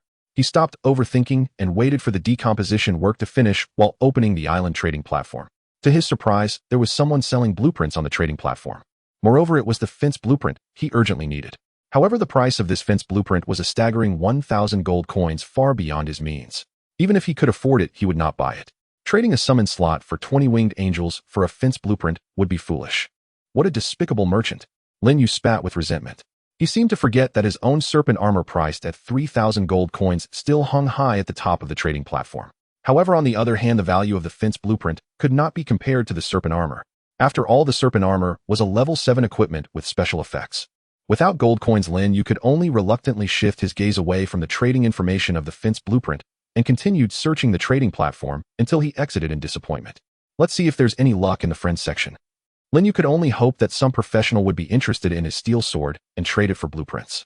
Opening the friends section, the number of friend requests exceeding 99.99 was particularly eye-catching. Lin Yu did not want to check them one by one, so he searched for keywords like fence, arrow tower, and blueprint in the friend. Immediately, the number of friend requests dwindled to just over 50. Going through them one by one, the vast majority were fake without images or evidence. Only one friend request contained a message with a blueprint. Blacksmith shop blueprint. Lin Yu's eyes widened, his gaze fiery. Where is this kind-hearted person from? Without hesitation, he immediately accepted the friend request. As for the others, he rejected them all. Inside it, suddenly a suppressed voice rang out. Lin Yu added me as a friend. A middle-aged man showed joy on his face. Under the eager gaze of his teammates, he quickly contacted Lin Yu. Boss, it was not easy to add you as a friend. I had to wait a long time. I won't waste words. I want to trade the blacksmith shop blueprint for the serpent armor on the platform. While sending the message, he changed his mind on the spot. He wanted the serpent armor, which was worth far more than the steel. The serpent armor is far superior to his steel sword. Even a level 1 professional once clad in the serpent armor can rampage through low-level monster areas without fear of accidents. Furthermore, if the target of the hunt is serpent monsters, one can sweep through all directions with ease. Lin Yu hopes to exchange the blueprint for a steel sword, which further proves he is a lord. For a lord professional, the value of the blacksmith shop blueprint is self-evident. Perhaps it is indeed possible. Lin Yu is willing to trade the serpent armor for me. The middle-aged man stared at the friend chat window, hoping Lin Yu would surprise him. However, Lin Yu's reply left him utterly disappointed. Lin Yu, I won't trade the serpent armor, I only want the steel sword. The middle-aged man felt unwilling. Big shot, you should understand the value of the blacksmith shop blueprint. With a blacksmith shop, your territory can craft equipment on its own, becoming an equipment merchant. The drop rate of equipment on the island is so low that you could easily achieve overnight wealth with the blacksmith shop without worrying about territory resources anymore. You make a valid point, Lin Yu, but it's hard to achieve in the near term. Crafting equipment requires a blacksmith, which, for a considerable time, the blacksmith shop blueprint holds no value. The middle-aged man replied, Big shot, you should consider looking further ahead. Having foresight is good, but current development is the most important. I can wait for the appearance of the second blacksmith shop blueprint. While searching for a blacksmith, there is no need to directly trade the serpent armor with you. At this stage, the value of the serpent armor is indeed higher than that of the blacksmith shop blueprint. Upon reading this message, the middle-aged man fell silent. Because Lin Yu was not wrong. The middle-aged man said, Are you sure you want reconsider? Lin Yu replied, When I find a blacksmith, if your blueprint hasn't been sold yet, I think we can trade then. The middle-aged man felt helpless. Who knows when Lin Yu will find a blacksmith? A day, 2 days, or a week. Lin Yu can afford to wait, but he cannot. He is eager to elevate his level. The longer the blacksmith shop blueprint stays in hand, the more his level will be suppressed. With high-level equipment, he can quickly widen the gap between himself and other professionals. Speed is key. One swift step leads to many. Compared to becoming a top combat professional, what is a blueprint worth? The most important thing is, with a higher level, the gains from hunting will also surge. It's like a snowball. The earlier it's rolled, the bigger it becomes. Yet the middle-aged man still wanted to struggle a bit more. He kept Lin Yu waiting for over an hour. Once again disappointed, Lin Yu did not pay him any further attention and showed no intention of making concessions. Captain, Lin Yu is not wrong. The blacksmith shop blueprint indeed cannot compare to the serpent armor at this stage. After all, blacksmiths are incredibly hard to find. Only in those strongholds occupied by native intelligent creatures can blacksmiths be found, but during this period which lord can conquer a stronghold. And even if they could conquer it, subduing the intelligent creatures is also very difficult. For the foreseeable future, any lord obtaining the blacksmith shop blueprint will have to set it aside. Even if Lin Yu is a top lord, it remains the same. Indeed, Captain, there's no need to be fixated on the serpent armor. With the steel sword in hand, our team can still sweep through those low-level monsters. In the cave, the team members urged him repeatedly. They were even more anxious than the middle-aged man. All right, it can only be this way. The middle-aged man reluctantly yielded and contacted Lin Yu again, saying he would exchange for the steel sword. This time, Lin Yu did not refuse. After receiving the message, the middle-aged man entered the trading platform, found the steel sword listed by Lin Yu, submitted the blacksmith shop blueprint, and applied for the trade. Soon the trade was completed. A long sword radiating a metallic sheen appeared before the middle-aged man. He gripped the sword and swung it fiercely. Instantly, the air was sliced open, producing a sharp whistling sound. Good sword. The middle-aged man was overjoyed, alleviating his earlier frustration. The other team members also became excited. With this steel sword, they could experience the thrill of rapidly increasing levels. Tomorrow's goal is for everyone to level up. Team members mighty. In the Lord's Hall, Lin Yu looked at the blacksmith shop blueprint in his hand, unable to suppress his smile. Exchanging a level 5 ordinary equipment for the blacksmith shop blueprint was a tremendous profit for him. If it were 2 or 3 weeks later, when the Lord's strengths had increased and resources were relatively abundant, this blacksmith shop blueprint could definitely fetch a sky-high price. Because it grants lords the ability to craft equipment themselves. The drop rate of equipment on the floating island is evident from the trading platform. As the saying goes, scarcity increases value. If Lin Yu can produce his own equipment, he could become immensely wealthy overnight. Under Lin Yu's gaze, the details of the blacksmith shop blueprint materialized. Territory building blueprint type blacksmith shop, usable times, once construction requirements 200 units of wood, 100 units of stone, 300 units of iron, or special reminder, the blacksmith shop is one of the most important buildings in a territory. With it, the territory can become more prosperous and powerful. However, it should be noted that a blacksmith shop without a blacksmith cannot craft equipment. All territories' exclusive troop types are combat types. There will not be any life professions. Therefore, to obtain a blacksmith, one must find ways from the natives of the floating island. Among many intelligent races, there are dedicated blacksmiths, such as the famous dwarf blacksmiths and elf blacksmiths. There are also goblin blacksmiths, human blacksmiths, and so on. This information was gleaned by Lin Yu from the professional forum disclosed by the first batch of professionals who descended to the floating island, which is of great reference value. Reports claim that taming native intelligent creatures is not an easy task. Because the native intelligent creatures view us, the professionals from Blue Star, as evil invaders, they will fight to the death upon meeting, making it very difficult to gain their loyalty. However, it shouldn't be difficult for me, because I have angels. In just one day, Yetta and others recruited over 100 goblin followers for Lin Yu. These goblins are all native intelligent creatures of the floating island. They were effortlessly purified and began to worship the holy light. In other words, obtaining native blacksmiths should be easy for Lin Yu, as long as he captures them and hands them over to Yetta and her team to handle. I can first ask those goblins for him. Exiting the Lord's Hall, Lin Yu saw that bonfires had already been lit in the nearby open space. Many goblins were gathered around each bonfire. The work of breaking down monster corpses was already complete. The beast meat and monster materials collected by the goblins were stored in the warehouse. Lin Yu planned to take out some beast meat later in exchange for basic resources, while the monster materials would be preserved for crafting equipment in the future. At this moment, a goblin was roasting meat over the bonfire, while other goblins looked on with pious expressions.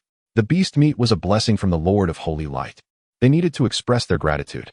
It was also at this moment that Lin Yu sensed more mysterious energy flowing into his body. This was the power of faith from the goblins. Although it is of no use now, the accumulation of small amounts can help him ascend in the future. Lin Yu waved and called over a goblin warrior. What is your name?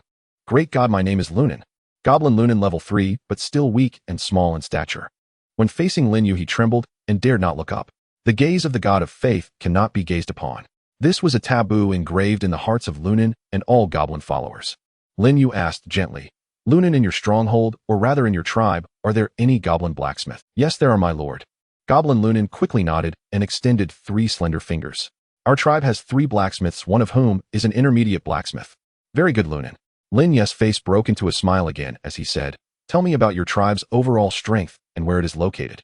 In response to Lin Yu's inquiry, the goblin Lunan dared not conceal anything.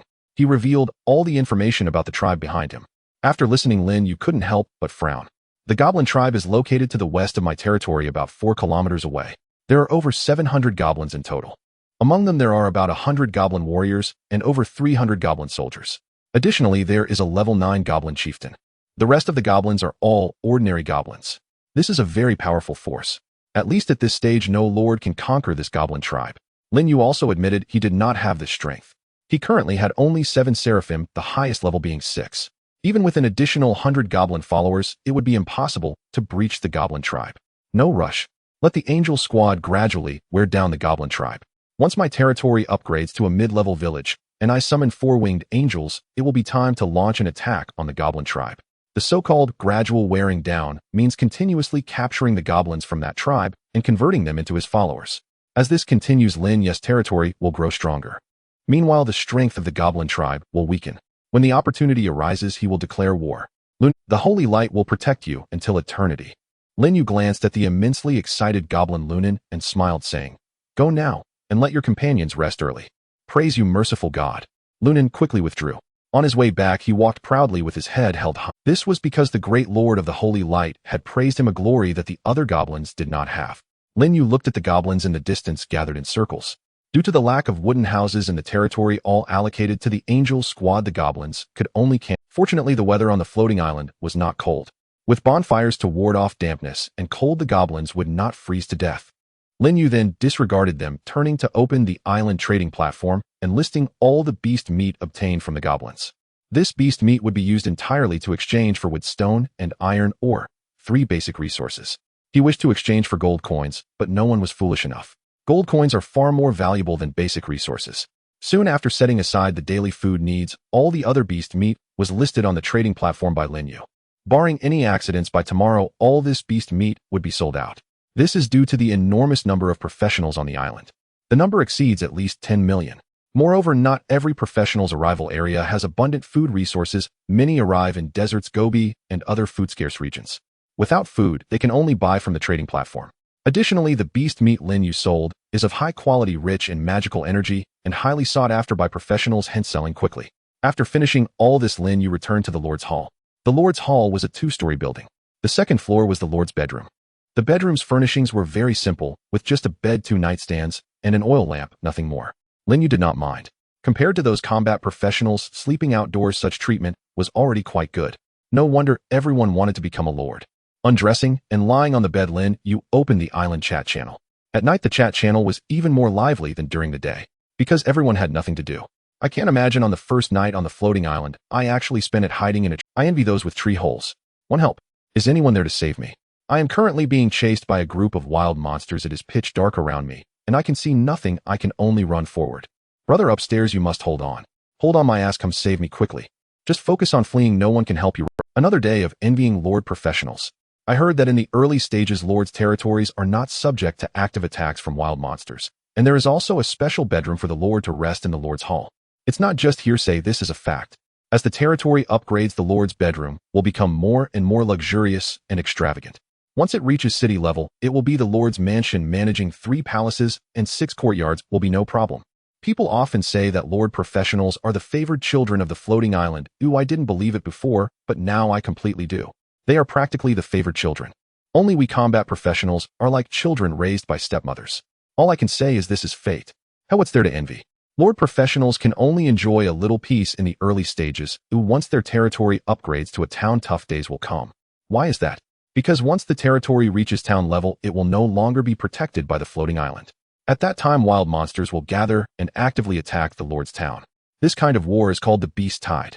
Furthermore, not just wild monsters, even local wise creatures from strongholds will continuously launch attacks on the Lord's territory. The war is long and relentless. With the slightest misstep, those lords may be torn to shreds along with their territories. Hiss, terrifying. I suddenly like my swordsman profession a bit.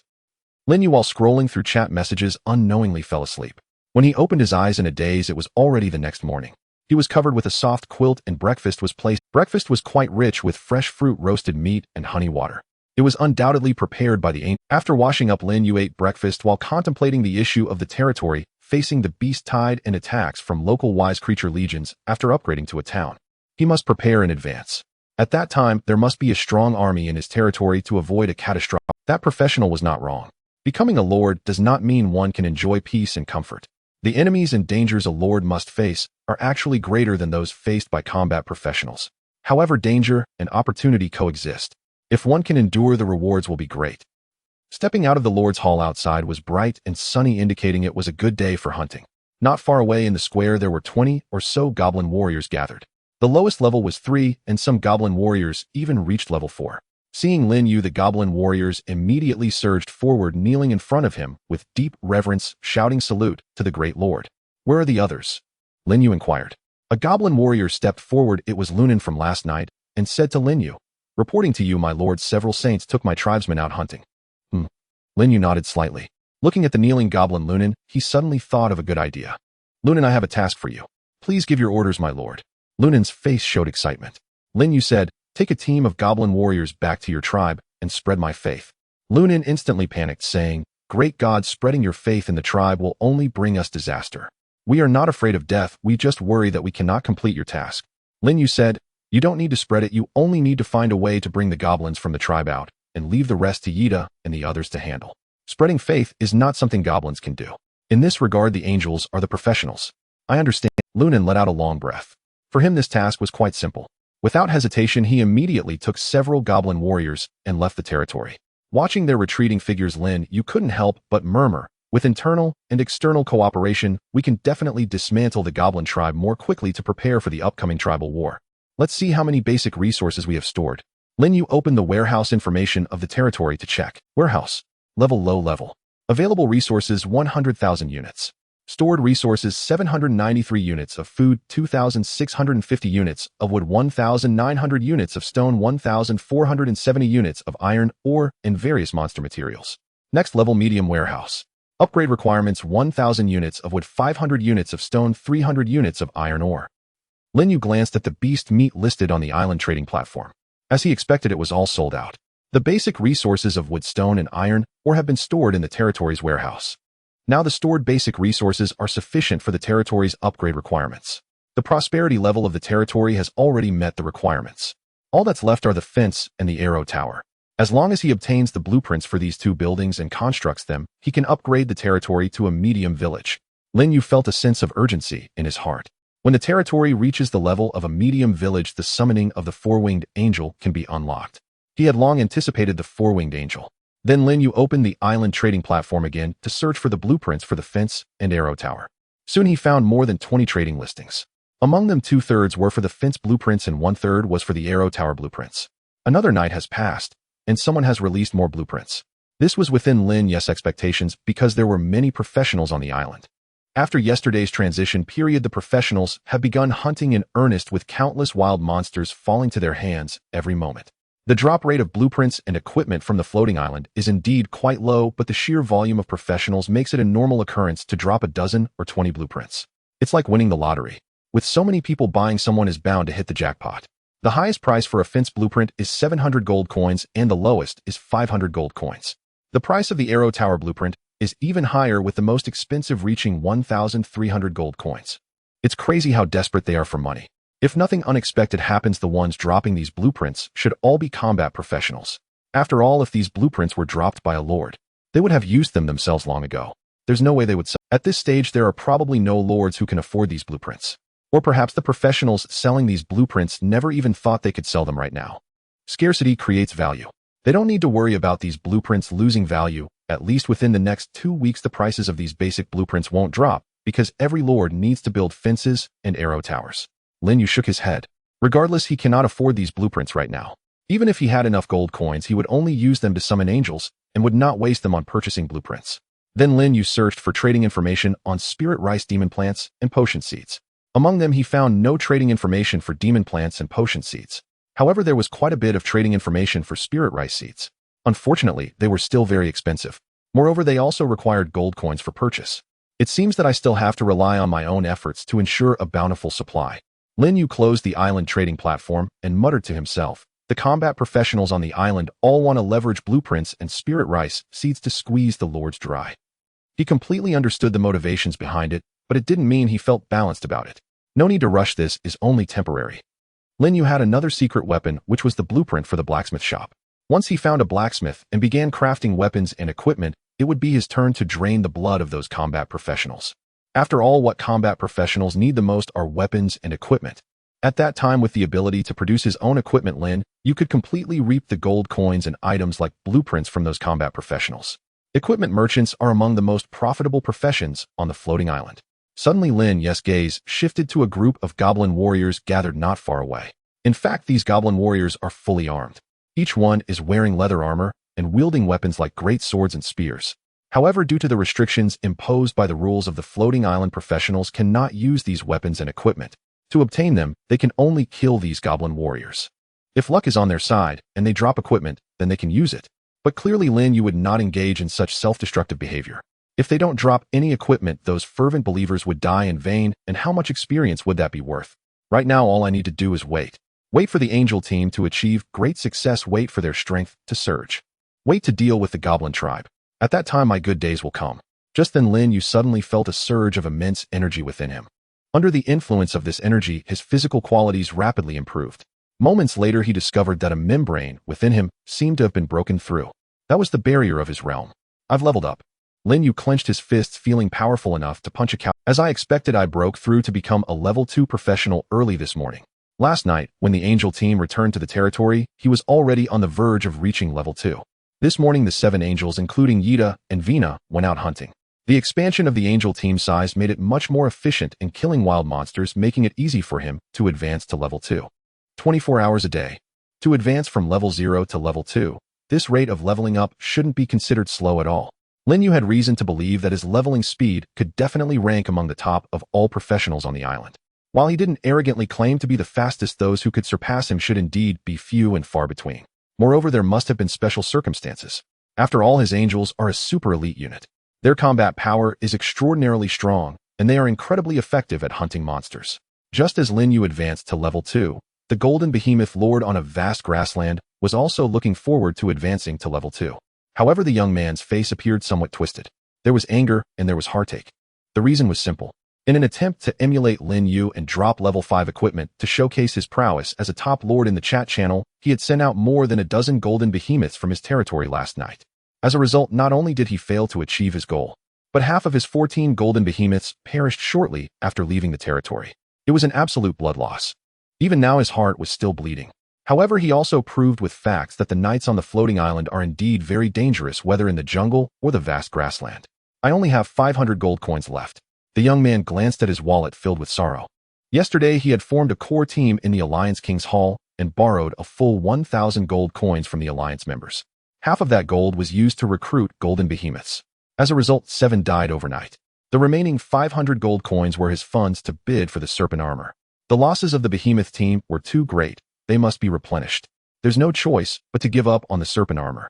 In terms of equipment versus level, he still knew which was more important. The young man endured his reluctance for the serpent armor and ultimately chose to spend the remaining 500 gold coins to recruit a full 10 golden behemoths. With the ones he already had, he now had a total of 17 golden behemoths. For a moment, he felt he was back in business. No matter what, my strength is definitely the most powerful among all the lords on the island. What does it matter if the equipment is gone? Level is what matters most. Today's goal is to advance to level 2. I will rapidly widen the gap in level between myself and the other lords. The young man, filled with motivation, immediately dispatched his expanded golden behemoth team from the territory, with 17 top-tier units who could rival him. The forest where Lin Yu resides is surrounded by continuous mountain ranges and dense woods. It is inhabited by a multitude of high-level wild creatures, not to mention several outposts constructed by local intelligent beings, with the goblin tribe being just one of them. When it comes to outdoor resources, this forest is incredibly rich. However, it is also far more dangerous. A moment of carelessness could lead to an attack from a horde of monsters, resulting in a disastrous fate. Nevertheless, for the Angel Squad, it is not a significant problem. After all, it is daytime, and high-level wild monsters generally do not venture out, unless they accidentally wander into the territory of high-level wild beasts. Suddenly, a brilliant sword light sliced through the foliage, instantly decapitating a massive wolf head. At the same time, golden flames descended, driving back the other wild wolves on the battlefield, preventing the owner of the sword light from being surrounded by the pack. Immediately after, another cross-shaped sword light fell from the sky. In an instant, yet another wild wolf was slain. Under the Angel Squad's nearly perfect combat cooperation, the number of wild wolves on the battlefield dwindled until they were completely exterminated by the Angel Squad. During this process, a timid wild wolf, frightened, attempted to flee the battlefield. However, how could a creature on the ground outrun those flying in the sky? Not far into its escape, it was caught up with and soon fell beneath the radiant light of the angel's sword. The battle is over. Clean up the battlefield. A stream of bright figures gathered from nearby. It was indeed Ieta and her companions. They were surrounded by holy light, untouched by a single drop of wolf blood, exuding purity and beauty. The cleanup task on the battlefield was something Ieta and her companions were quite adept at swiftly collecting the gold coins dropped by the wild wolves. Afterward, they summoned a group of goblins hiding in the surrounding forest, commanding them to transport the wild wolf corpses back to their territory. We have collected 45 gold coins. If we gather 5 more, the Lord will be able to summon another wing, Ieta said excitedly. Upon hearing this, the other angels were equally motivated. Their obsession with gold coins even surpassed their desire to enhance their own levels and strength. Level and strength improvements cannot be achieved in a short period, but killing monsters and collecting gold coins can bring more angels to this world. Whether the angel race can achieve a revival in this world depends on how hard they are willing to work. Just then, a panicked goblin rushed over saying, "Saint Envoy, I discovered a group of two-headed ogres in the forest ahead, and they are hunting a giant python." Two-headed ogres. Ieta raised her delicate brow and asked, "How many are there?" The goblin warrior replied, "There are about a dozen, led by a two-headed ogre commander. I can't discern his exact level, but it definitely doesn't exceed level 9. Above level 9 is the king level. King-level two-headed ogres are not commonly seen. Even if they exist, they are usually powerful figures from large tribes or chieftains of smaller tribes, and typically do not personally hunt wild monsters, as it would tarnish their reputation. Not exceeding level 9, we can give it a try. The higher the monster's level, the more gold coins it drops. After a brief discussion among the angels, they reached a consensus. They then had the goblin warrior lead the way while the other goblins stayed behind to transport the wolf corpses. The goblins' combat capability is too weak. They would only hinder the battle. It's better for them to take on logistical work. Shortly after, under the guidance of the goblin warrior, the angel squad arrived near the forest where the two-headed ogres were hunting. The goblin warrior said with a quivering voice, "Saint Envoy, those two-headed ogres are right inside." Listening to the roars echoing from the forest, Ieta nodded slightly and instructed the goblin warrior, "Stay here and do not approach." Understood, Saint Envoy. The goblin warrior breathed a sigh of relief. His strength was modest, and he could not assist the Saint Envoy. Rather than causing confusion by entering, it was better to obediently stay outside and await orders. Ieta and her companions then spread their angelic wings and flew into the battlefield within the forest. Flying is one of the angel's advantages. Especially when facing enemies without the ability to fly, this advantage can lead to exceptionally astounding results, allowing them to overcome stronger foes. The angel's flight speed is extremely fast. In less than a minute, Ieta and her companions reached the skies above the battlefield. Looking down, they saw a group of humanoid monsters with one large and one small head relentlessly attacking a colorful giant python. The colorful giant python was clearly at a disadvantage. Its body was covered in wounds and scales lay scattered on the ground. It raised its head to roar, continually hissing, rolling, twisting, and whipping its tail. Yet it could not escape the encirclement of the two-headed ogres. It was on the verge of death. In the sky, 7 beautiful and sacred figures stood proudly.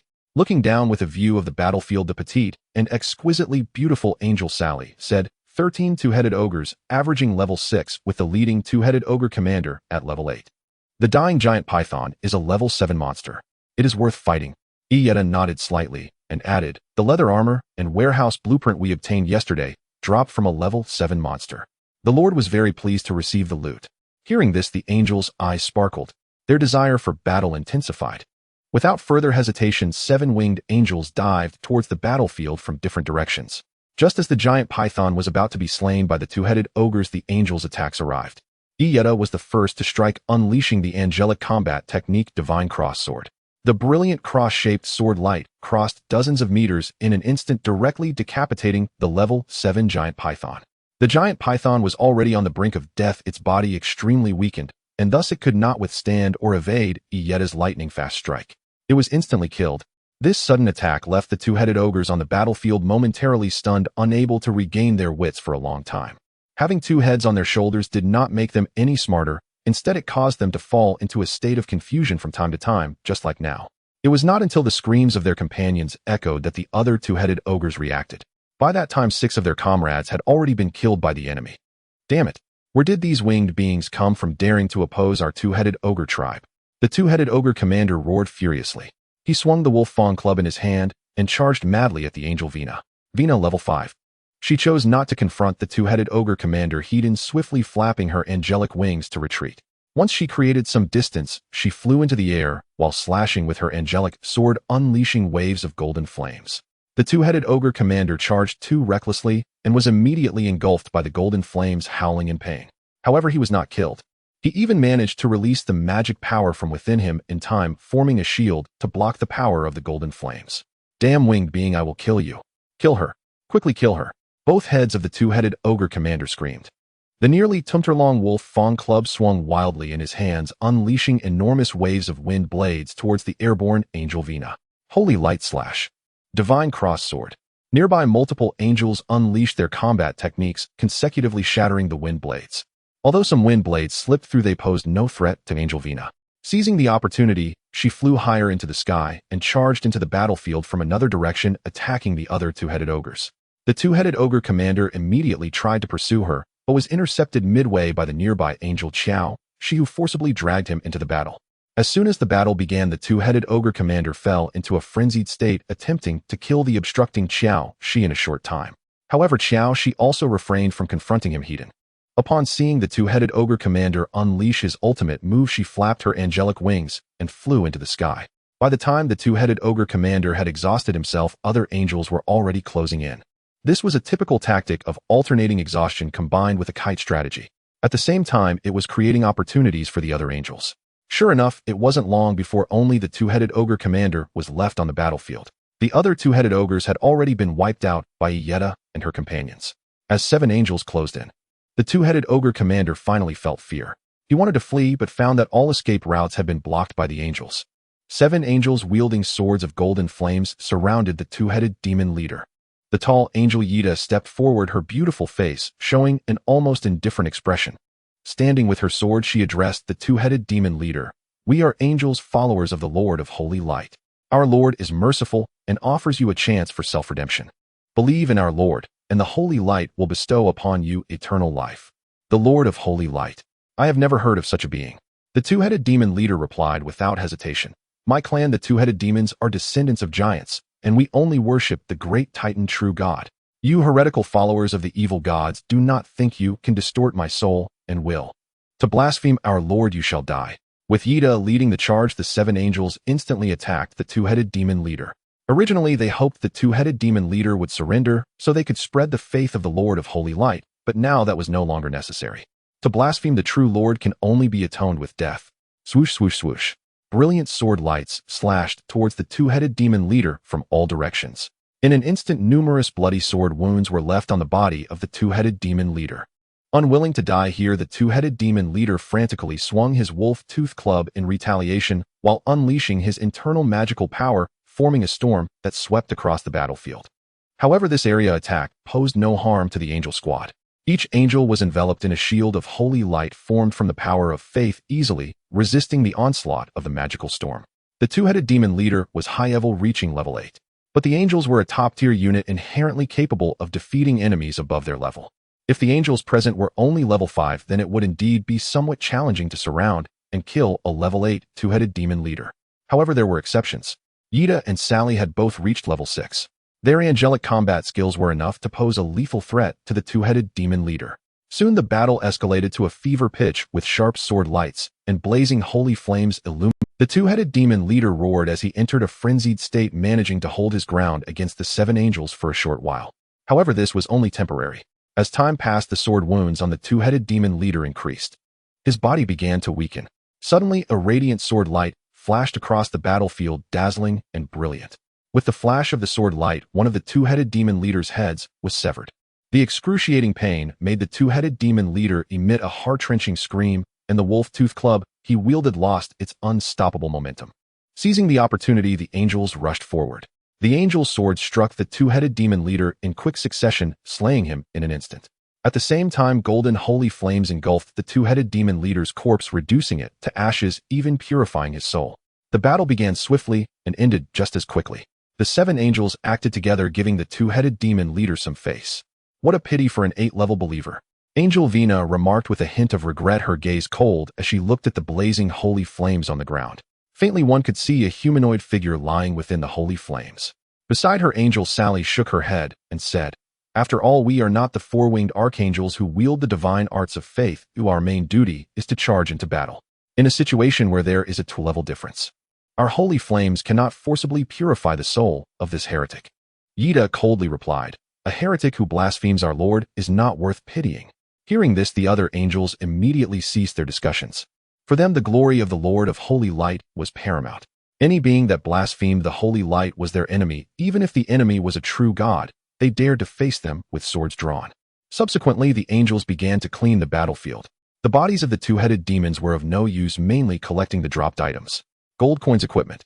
Moments later, after gathering all the loot, Yida organized it and said, "We collected a total of over 70 gold coins. Indeed, the higher the enemy's level, the more gold coins they drop. Additionally, we also obtained the two-headed demon leader's weapon, the Wolf Tooth Club, along with a blueprint." The Lord said that equipment and blueprints are valuable items. Sally, Josie, and the others were also 70 gold coins represented that they would have more companions arriving in this world. I leveled up. Me too. Vina and Josie exclaimed, their beautiful faces breaking into even brighter smiles. They had both leveled up to 6. Helen, Ida, and the three sisters Philly also expressed that they were not far from leveling up. The demise of the level 8 two-headed demon leader brought them a significant amount of primordial energy. Yesterday, Yida and Sally had to kill hundreds of wild monsters to reach level 6 because those wild monsters were low level. The two-headed demon squad they had just dealt with had the lowest level at 5. Among them were 2 level 7s, 1 level 8, plus a level 7 giant python. The amount of primordial energy they obtained was naturally substantial. Keep up the good work. Yida nodded slightly, revealing her swan-like white neck, and said, "I hope that by the end of today's hunt you can all reach level 6. As for Sally and me, our goal is level 7. If we both reach level 7, even without the Lord summoning the 4-winged angels, we are confident we can lead the charge through the goblin tribe. Sally, you lead the hunt. I will take these spoils back to the territory to present to the Lord." "All right." The petite and delicately beautiful angel Sally nodded and smiled brightly, saying, "I believe the Lord will be very pleased to see the spoils. It is our honor to serve the Lord." As soon as she finished speaking, Yida flew up high with the spoils, heading straight towards the territory. At this moment, Lin Yu was indeed very happy. He had been longing for a blueprint, and another one had dropped. How could he not be in a good mood? In addition to the blueprint, there is also a piece of equipment. The equipment was dropped by the angel squad after defeating the level 8 two-headed demon leader, while the blueprint came from a level 7 patterned silver python. I don't know the specific details yet. Lin Yu was not in a hurry. He sensed that Yida was swiftly returning to the territory. Soon the spoils would be in his hands. At that time, he would learn the attributes of the equipment and what blueprint it was.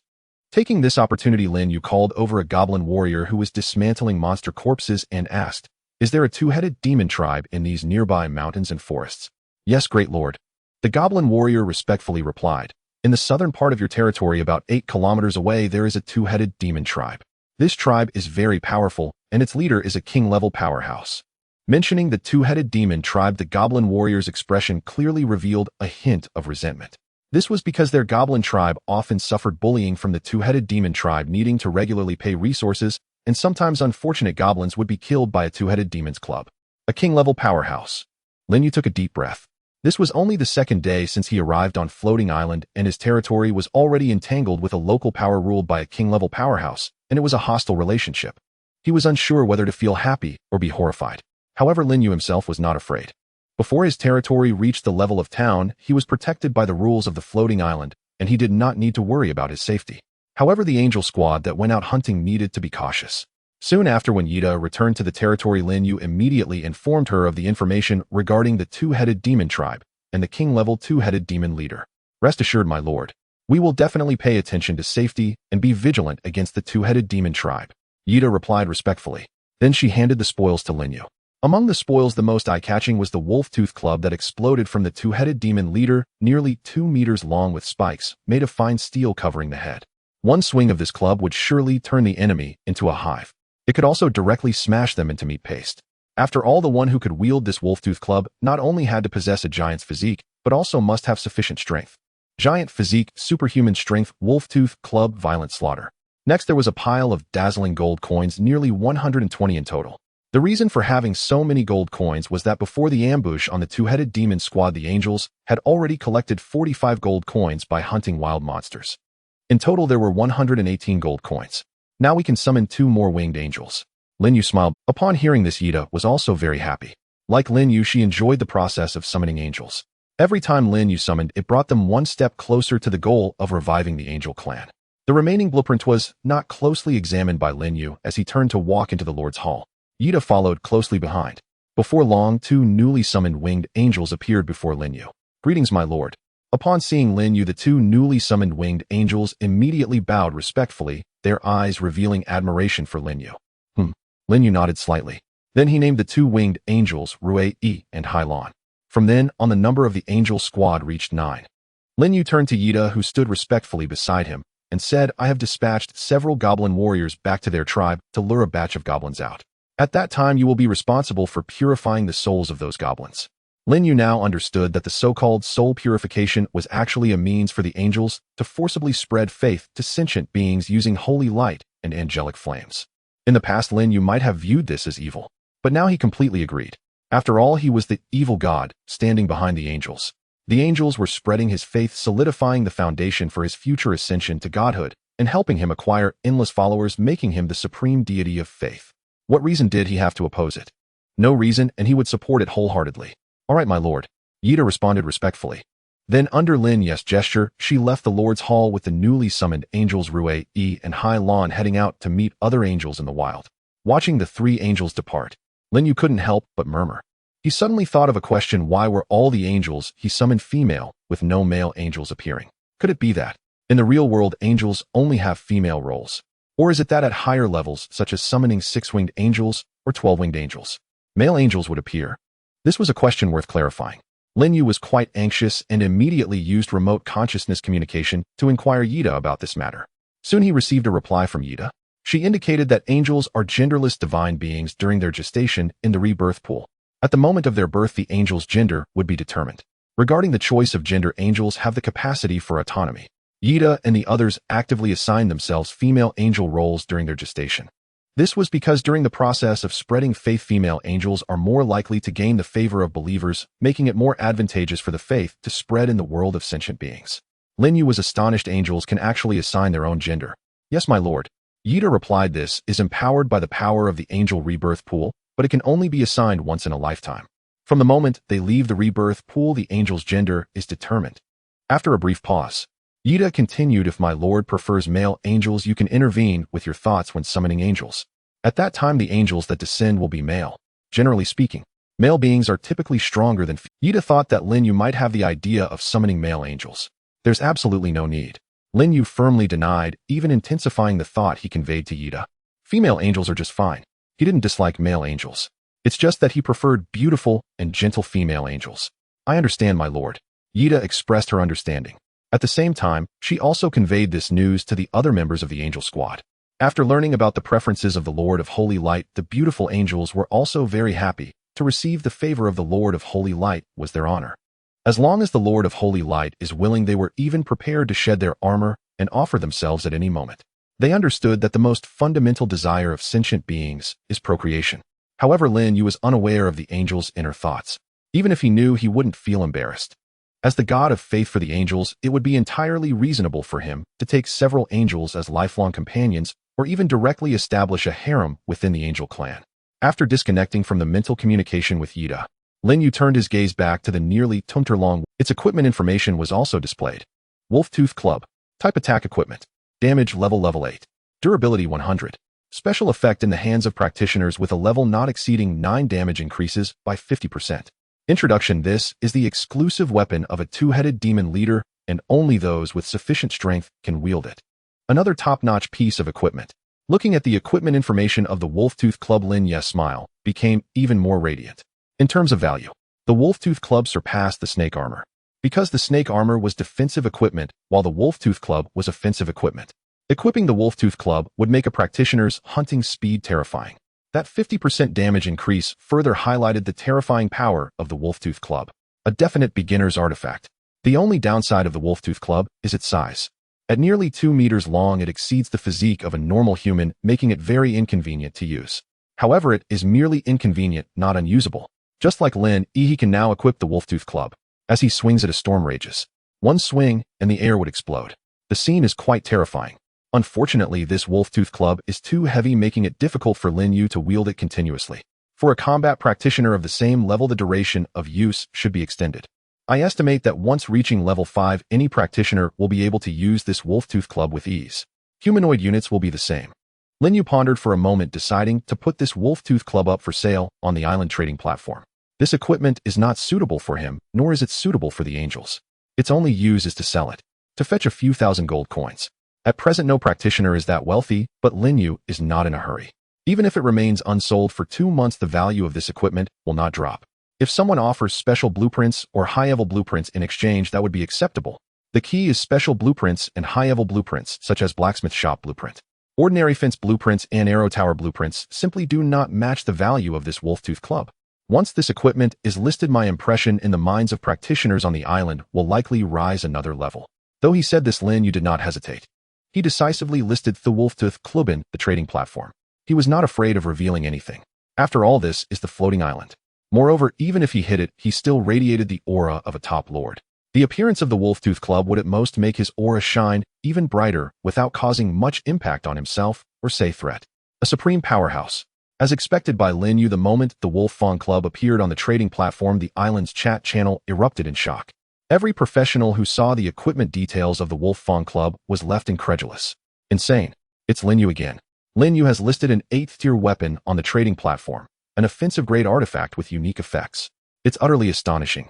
What has Lin Yu done now? How did he manage to list yet another high-tier weapon? Across the entire trading platform, no professional besides Lin Yu has ever listed gear above 5th tier. Yet Lin Yu alone has listed 3 pieces, 2 of them legendary grade. An 8th-tier legendary weapon that can only drop from slaying an 8th-tier boss. My heavens, could Lin Yu's strength truly be this overwhelming? This time, surely no one will claim the Wolf Fang Club was merely picked up by Lin Yu. Pick it up. Finding one piece might be plausible, but consecutive discoveries? Impossible. We were all misled by the Alliance Lord of Royal Hall. The serpent scale armor wasn't found. It was looted from a 7th-tier boss slain by Lin Yu. From the very beginning, we grossly underestimated his true power. What hollow claim of top-tier lord? Unable to achieve something himself, yet presuming others cannot either. The Alliance Lord of Royal Hall led us all astray. One fact is certain: Lin Yu's troop combat capability is terrifying, surpassing even the Alliance Lord's Golden Behemoth. What kind of unit could possibly exceed the Golden Behemoth in strength? Most likely a pureblood dragon unit. A pureblood ancient dragon. Dragon units on the floating islands fall into 2 categories: orthodox dragons and lesser dragons. Orthodox dragons include metallic dragons, gem dragons, and elemental WIRMs. Lesser dragons are also numerous. Earthwalkers, bipedal wyverns, ichthyosaurs, and horned drakes all belong to the lesser dragon family. In raw combat power, they naturally fall short of pure-blood orthodox dragons. Yet to date, no lord professional has ever randomly acquired a pure-blood dragon unit, and even lesser dragon units remain exceedingly rare.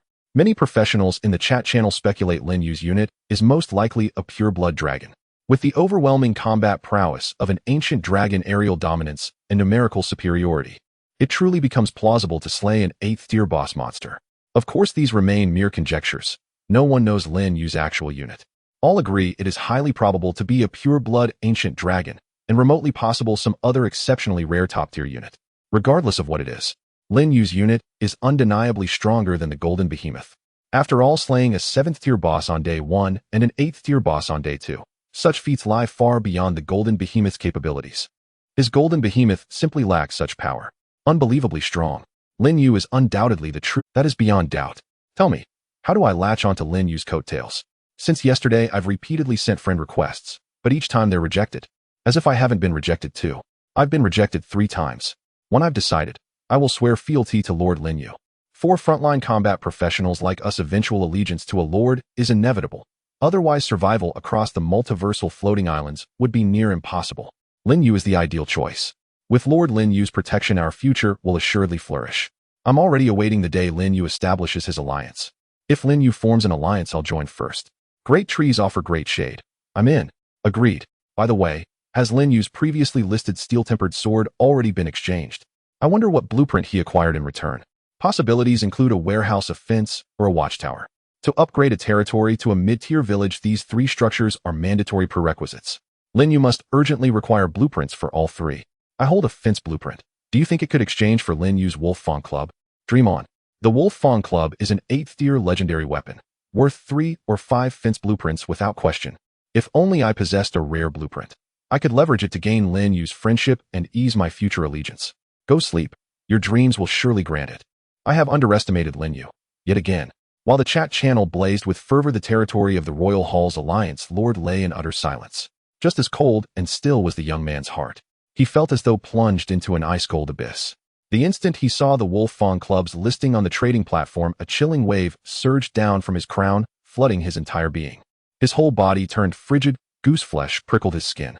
Without even glancing at the chat channel, he knew, beyond doubt, that he had underestimated Lin Yu. Lin Yu's troops were far more formidable than imagined, utterly incomparable to his own golden behemoth. Damn it, what is Lin Yu's unit? How could its combat power be so terrifying? Only the second day since descending upon the floating island, and already Lin Yu's troops can slay 8th tier bosses. It's as if reality itself glitched. In that moment, the young man sensed he had encountered his greatest rival, the one destined to define his life struggle. That rival was Lin Yu. He held absolute conviction Lin Yu would become the single greatest obstacle standing between him and sovereignty over the floating island. To claim the title of Island Sovereign, Lin Yu must be eliminated. He can slay 8th tier bosses. Without doubt, Lin Yu has already ascended to level 2. In level progression, I lag behind Lin Yu. The young man ground his teeth. But I will not yield. After all, I command the strongest alliance within the island. In sheer influence, Lin Yu cannot match me. With prudent stewardship of Royal Hall, I will surpass Lin Yu. I must surpass him. At that moment, an immense sense of urgency gripped the young man. Not just him, but every lord professional across the island suddenly felt unease, and an urgent imperative to accelerate their domain's growth. Lin Yu had already slain 8th tier bosses. His strength dwarfed theirs. If they failed to advance swiftly, Lin Yu would leave them irreversibly behind. Later, defeating Lin Yu's overwhelmingly superior army in the Isle Conquest War would become utterly hopeless. In essence, Lin Yu has already outpaced every other lord professional. To surpass him is to surpass, though we share the same profession. Without realizing it, Lin Yu has become the benchmark I must strive to overtake. Calling him a supreme hidden powerhouse is no exaggeration. Chasing Lin Yu. Taking Lin Yu as the ultimate standard of transcendence. This sentiment has nearly become the shared heartbeat of every lord professional on the island. They may dismiss the golden behemoth lord, but Lin Yu demands full respect. Because Lin Yu has accomplished what none of them could. That is the chasm between them. And where there is chasm, there remains only pursuit. Meanwhile, countless professionals shared a singular resolve upon returning to Blue Planet. They would mobilize every connection to uncover Lin Yu's true identity. A lord professional of Lin Yu's caliber, if he survives, will inevitably rise to become a sovereign power across the multiversal floating islands. Such a figure is best cultivated as an ally as early as possible. After all, the multiversal floating islands are no game. They constitute a tangible world. Without a patron of such stature, attaining godhood remains fantasy. Even escaping one's current island to enter the grand multiversal stage remains uncertain. Naturally, while some yearn to forge ties with Lin Yu, others fervently wish for his swift demise. A sizable number driven either by envy or by viewing him purely as a rival. Regardless, Lin Yu's fame has now resounded across the entire island. Upon returning to Blue Planet, his name shall reverberate throughout the world. Lord's Hall. Lin Yu did not pay attention to the island's chat channel. It was easy to imagine that the chat channel was bustling with activity. Moreover, within a short period, hundreds of thousands of professionals had applied to add him as a friend, including self-proclaimed campus beauties and goddesses, indicating that his popularity on the floating island had risen significantly. However, Lin Yu completely ignored them. At this stage, women would only hinder his speed in summoning angels. Besides, how could a campus beauty compare to an angel? At this moment, Lin Yu's gaze was fixed on the blueprint that Yida had brought back. His expression was somewhat complex, filled with a hint of regret, as well as an uncontainable joy. Because this was a blueprint for an arrow tower. He felt regretful that no higher level or more special blueprints had been dropped comparable to the blacksmith workshop blueprint. The joy came from the fact that the arrow tower was something he urgently needed. Territory building blueprint. Type arrow tower. Usage count 3 times. Each time allows the construction of 1 low-level arrow tower. Construction requirements: 100 units of wood, 50 units of stone. Special reminder: the arrow tower is a basic defensive structure for the territory.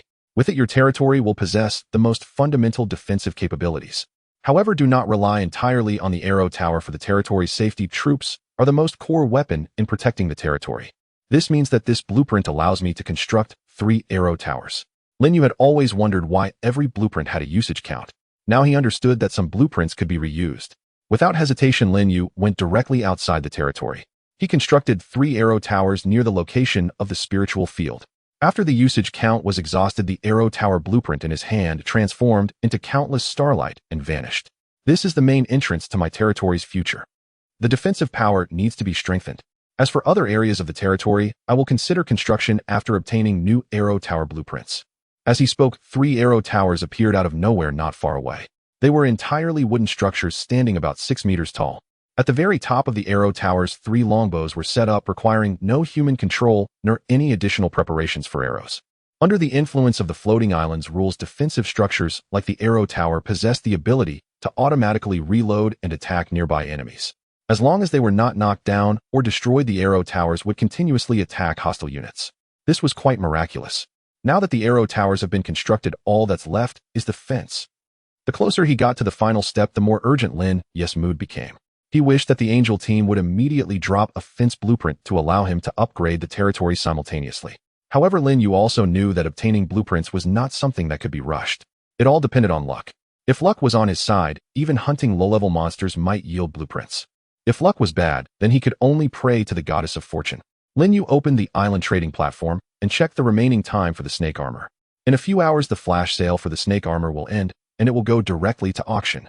The flash sale price of 3,000 gold coins was clearly beyond what any professional would pay, so it could only be put up for secondary auction. With the current financial situation of professionals, it would be impossible to sell it for several thousand gold coins.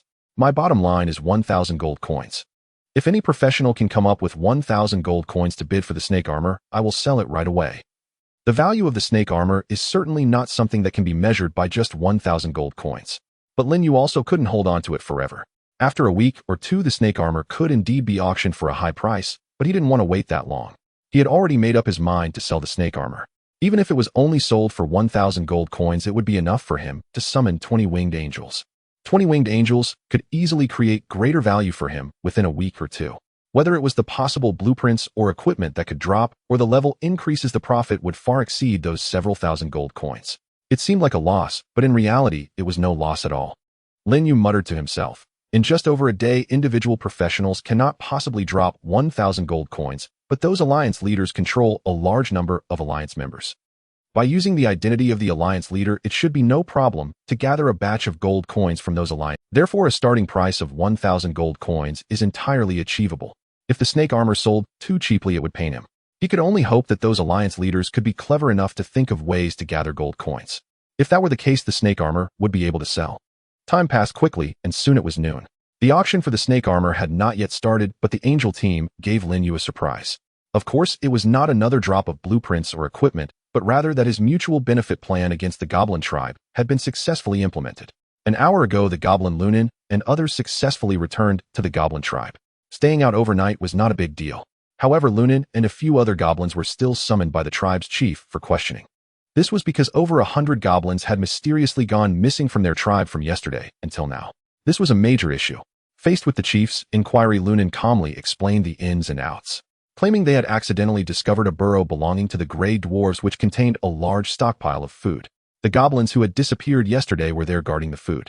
However, due to the nightfall, they did not dare to return to the tribe at night. This time they returned to lead the tribe's members to transport the food. After hearing Lunin's account, the goblin chief was very excited. He had no doubt about the truth of Lunin's words, as he believed that Lunin would not dare to lie to him, nor would he betray the goblin tribe. After all, without the protection of the tribe, where could the weak goblins go? To rely on other races. That would be suicidal. Their lives would only become more miserable in the future. Moreover, his relatively low intelligence prevented the goblin chief from even considering that direction. He immediately sent a whole squad of goblin warriors along with over 100 ordinary goblins to follow Lunin and others to the Grey Dwarf's burrow. Lunin, you have accomplished a great deed. After the food is successfully transported back, I will restore the glory that belongs to your father Goblin Kiki to you and help you become a true goblin warrior. The goblin chief patted Lunin on the shoulder. Lunin quickly nodded. Rest assured, chief. I will surely succeed in transporting all the food back. Without waiting for the goblin chief to say anything further, he quickly led the long line of goblins out of the tribe. He just wanted to see the Saint Master as soon as possible, to avoid any unforeseen events. Fortunately, there were no accidents along the way. Nearly 200 goblins were successfully brought into the angel team's encirclement. Before those goblins could react, the blazing angelic holy flames surrounded them heavily, and dazzling holy light descended from the sky, enveloping all the goblins. Within the holy light was the purifying power of the holy flame. Under the control of the 9 angels, the holy light, combined with the power of the holy flame, began to forcibly purify the souls of the goblins. With no level disparity, the purification became very simple.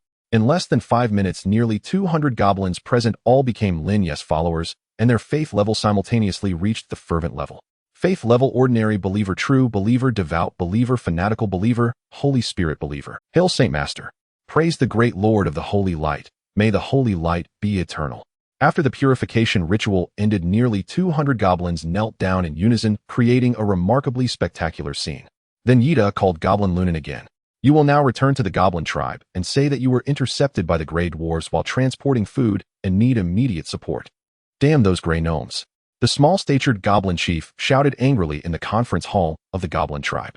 My goblin tribe will never have peace with you. His fury was so intense that it stirred the magical energies of the world, manifesting as a faint red cloud in the sky. Upon witnessing this, the goblins in the hall became terrified and uneasy. Their chief was an elemental mage who wielded fire magic. The phenomenon appearing above the tribe signified that the chief was now at the peak of his anger. The more timid goblins feared that the terrifying fire elemental magic would descend upon their tribe, which would be a great calamity for them. Fortunately, the fire cloud phenomenon did not last long. As the goblin chief's roar came to an end, the fire cloud gradually dissipated. Chief. In the hall, a robust goblin warrior said, please give the order. This grudge must be washed clean with the blood of the Grey Gnomes. The goblin continued, Chief, we must avenge our fallen kin. In the hall, a dozen goblins had gathered, each reaching levels 6 and 7. Among them were even 2 8th-level leader goblins. At that moment, all the goblins were filled with righteous indignation, eager to engage in battle with the Grey Gnomes to relieve their pent-up anger. This was due to the treacherous Grey Gnomes causing heavy losses to their tribe. The so-called food stored in the burrow was entirely a scheme devised by the Grey Gnomes to deal with their goblin tribe. In the morning, they dispatched a group of goblins to the burrow to transport food. However, news soon arrived that the convoy was attacked by the Grey Gnomes. To rescue the food convoy, the goblin chief sent another group of goblins. Although not many, each of them was elite. As a result, this group also fell into the hands of the Grey Gnomes. Altogether, they had lost over 200. Adding to the losses from yesterday's missing all-night goblins, their tribe had approximately 400 goblins unaccounted for. It should be noted that their entire tribe only consisted of just over 700 goblins. With such a sudden loss of more than half, how could they not be enraged? Lunin. At this moment, the goblin chief glared fiercely at the goblin Lunin and said angrily, if it weren't for the news you brought back, how could the tribe have suffered such great losses? Until now, he had never doubted goblin Lunin. He had never thought that Lunin would betray the tribe for the enemy he knew was the Grey Gnomes. Since ancient times, goblins and Grey Gnomes had been mortal enemies. As a goblin, Lunin had no reason to betray the tribe and side with the Grey Gnomes. The goblin chief believed that all of this was a trap set by the Grey Gnomes for their tribe, while the foolish goblin Lunin had merely brought back the news. Damn, Lunin, why weren't you the one who died? The other goblins in the hall cast their angry gazes at Lunin. Faced with the collective anger, Lunin lowered his head. His body trembled as he continuously apologized and blamed himself. Yet the truth was, his inner world was very calm, even a little excited, because he had perfectly completed the task assigned to him by the Lord of Holy Light. Once the opportunity arose when the envoys led their team to attack, he and the 30 or so goblin warriors who had luckily escaped could work in concert to conquer the goblin tribe. Even though this was his tribe, he did not believe he had done anything wrong. On the contrary, he felt he was leading the tribe down a path toward a brighter future. Only by believing in the holy light could the goblin tribe have a glorious future. Previously, when he was in the goblin tribe, he was often hungry and cold, and sometimes even threatened by other intelligent races such as the evil and powerful two-headed ogres. However, upon arriving in the territory of the Lord of Holy Light, he enjoyed delicious beast meat on his very first night. With the protection of the Lord of Holy Light, he had no safety concerns. Even when sleeping outdoors, he felt no fear at all. He firmly believed that the Lord of Holy Light would surely lead their goblin race to prosperity. Therefore, when he received the subsequent task from the envoy Yida, he did not hesitate to lead a full squad of goblin warriors to escape back to the tribe in preparation for the upcoming grand plan. The goblin chief's anger remained unabated as he said through gritted teeth, foolish goblin Lunin, you have completely lost the qualification to inherit your father's glory. You are not worthy of being a goblin warrior. Chief, please calm down. Goblin Lunin said in a panic, I will definitely repent and make amends for the tribe's. Make amends? How can a mere goblin warrior like you make amends for the tribe? The goblin chief said angrily, I could kill you right now. The goblin chief roared, get out of here. Leave this hall that bears countless glories. I don't want to see you for a while. Understood, chief. Goblin Lunin immediately fled without looking back. Watching his hurried retreat, the goblin chief's anger intensified, yet he found no outlet for it. Chief, what should we do now? The goblins asked, should we immediately gather our forces and go to war with the treacherous Grey Gnomes? We must go to war, another goblin declared. Otherwise, the tribe's panic will be hard to quell. If we go to war, we may not even be a match for the Grey Gnomes. The tribe has already suffered enough losses today. Recklessly going to war against the Grey Gnomes will only plunge our tribe into an irreversible abyss. Yes, we cannot rashly incite war. The goblins in the hall exchanged words, making the goblin chief feel overwhelmed. Enough. The goblin chief could no longer contain his anger and shouted, "Everyone leave. I need some peace and quiet." Faced with the furious chief, the goblins could only sigh and exit.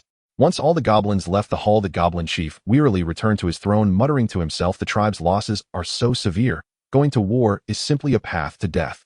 The only thing I can do now is to shrink the tribe's territorial defenses," he declared. "I cannot allow those gray gnomes to succeed. As long as I am stationed in the tribe, those gray gnomes will not dare to come knocking." The goblin chief had confidence in his own strength. However, he could not fathom that the series of events happening had nothing to do with the gray gnomes, who were purely innocent bystanders. He could not anticipate that nearly 400 goblins lost by their tribe had not died at all, but had all turned into units of the opposing force. The most important point was that the opposing force could strike at any moment. Compared to the gloomy goblin chief, Lin Yu, the mastermind behind the events, was feeling very happy. In the blink of an eye, the number of his followers had surged from over 100 yesterday to nearly 400 today, half of whom were goblin warriors, elite fighters capable of battle. His territorial strength had greatly increased, while the goblin tribe's power had been severely weakened. Naturally, he felt quite good. 1 time, 2 times, but not 3. The story of the wolf coming has deceived us for the last time. He thought it is no longer realistic to rely on this method to weaken the goblin tribe's strength. Next, we need to launch a hard attack. Regarding the matter of attacking the goblin tribe, Lin Yu conferred with Yida, who they finally settled on the time for the assault. Tomorrow morning, at the moment the sun rises. Yida and Sally needed to speed up their hunting and raise their levels to 7 before returning to the territory that night, enabling them to defeat the goblin chief, who was a 9th level elemental mage. Lin Yu also wanted to see if he could obtain the fence blueprint today. If he could upgrade the territory and summon the 4-winged angels. With the help of the 4-winged angels, conquering the goblin tribe would be much more secure. The time is almost up. Lin Yu opened the trading platform. Only a few minutes remained for the flash sale of. After 24 hours, no professional could produce 3,000 gold coins to secure the serpent armor in the flash sale, so it had to be auctioned instead. Apart from Lin Yu, countless professionals were also focusing on the trading platform. They were all paying attention to the serpent armor.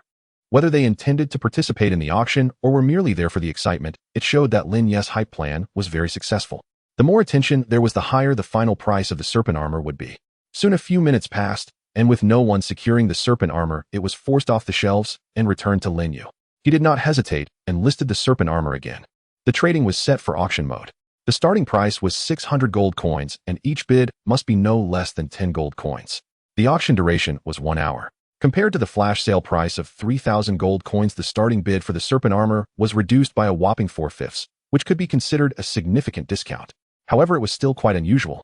10 minutes passed, yet not a single professional participated in the auction, which left Lin Yu feeling somewhat puzzled. Island chat channel. It seems that Lin Yu is going to be embarrassed. 10 minutes have gone by, and not a single participant in the auction. Lin Yu must be furious. Why would he be? With such top-tier equipment, if it doesn't sell, he can wear it himself. But if it does sell, I would still feel it was undervalued. The problem is Lin Yu is a Lord professional. At this stage, the Lord has no need to wear equipment. Even if it were a true artifact, it would be better to convert it into gold coins to summon troops instead. Agreed. If I were Lin Yu, I would sell the serpent armor too. With gold coins, he could summon more troops and obtain more equipment. The profits gained during this time would far exceed those from the serpent armor. But the problem is the serpent armor is already up for auction, yet no one is interested. I even suspect that those big shots might have colluded not to participate in the auction, denying Lin Yu the opportunity to earn gold coins and expand his troop summons.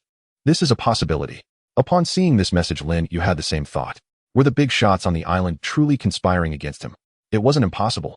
After all, he was already strong enough now. Some professionals even referred to him as the strongest lord on the island. In such a halo of glory, it was entirely reasonable for those who viewed him as a competitor, whether lords or combat professionals, to join forces against him. If the serpent armor couldn't sell, he wouldn't receive a large sum of gold. Naturally, he wouldn't be able to expand his troop summons. This could indeed delay his development speed. More than 10 minutes passed. It was nearing half an hour since the serpent armor was put up for auction. Yet so far there were still no participants bidding on the serpent armor. The auction price remained at the starting price of 600 gold coins, unchanged. However, Lin Yu was not. Even if his guess was correct, and some people on the island were colluding against him, causing the serpent armor to go unsold, it wouldn't matter. He had a trump card in hand, and would soon become truly wealthy. The serpent armor was ultimately just a piece of equipment. Once the blacksmith shop officially opened, the equipment he sold would be in bulk. The serpent armor was a high-level premium equipment, inherently valuable, so ordinary professionals simply. But if ordinary equipment could be produced in bulk suitable for the general professional crowd, then it would surely encounter frenzied competition from countless professionals. At that time, he would make money hand over fist. Additionally, Lin Yu had another speculation. The so-called collusion was purely nonsensical. The real reason might be that those who wanted to bid on the serpent armor were hesitant to participate early to avoid pushing the price too high, making it unaffordable. This probability exists. Of course, regardless of the final outcome, Lin Yu would not suffer any loss. He had only one thought. If it sells, great. If not, he would keep it for himself. Such top-tier equipment actually can't sell. What a joke. The Lord of the Golden Behemoth lurking in the vast grasslands couldn't help but laugh heartily upon seeing that the serpent armor had been up for half an hour without any bids. He felt all the pent-up frustration he had with Lin Yu over the past few days was released at that moment. By the way, who exactly is suppressing Lin Yu, and why haven't I received any news? As the leader of the strongest alliance palace of kings on the island, if someone was indeed manipulating this event from the shadows, they would certainly inform him. After all, if he participated in the auction, wouldn't the plan fail? The problem was no one came to seek him out. The youth couldn't figure it out and chose to stop thinking. For him, as long as the serpent armor couldn't sell, it was a great joy. Time flowed again. In the blink of an eye, only 5 minutes remained until the auction of the serpent armor ended. But just then the previously stagnant auction starting price suddenly surged by 10 gold coins. It felt as if someone finally couldn't hold back any longer. Damn it, at this point who was making trouble? The youth cursed upon seeing this and was quite furious. He was unhappy to see Lin Yu making money. The more he thought, the angrier he became. At the same time, the island's chat channel erupted in excitement. Some were wildly sending messages to celebrate. Others felt an overwhelming sense of disappointment at that moment. These people were either jealous of Lin Yu or didn't want to see him grow richer and expand his territory. Regardless of the reason, they were all in a bad mood. They all cursed the guy participating in the auction. But soon something that made them even more upset happened. This bidding was like the battle horn being sounded. In the following minute, the number of bids jumped over 20 times, causing the auction price to soar above 800 gold coins.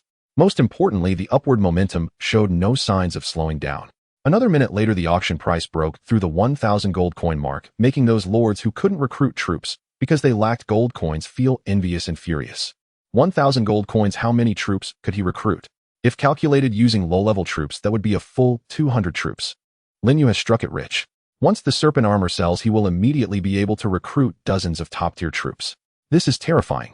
I randomly got low-level troops, and I only have 30 or so. I can't even imagine how terrifying Lin Yu's strength would be with dozens of top-tier troops. He might even be able to conquer the strongholds of the intelligent beings. That's too exaggerated.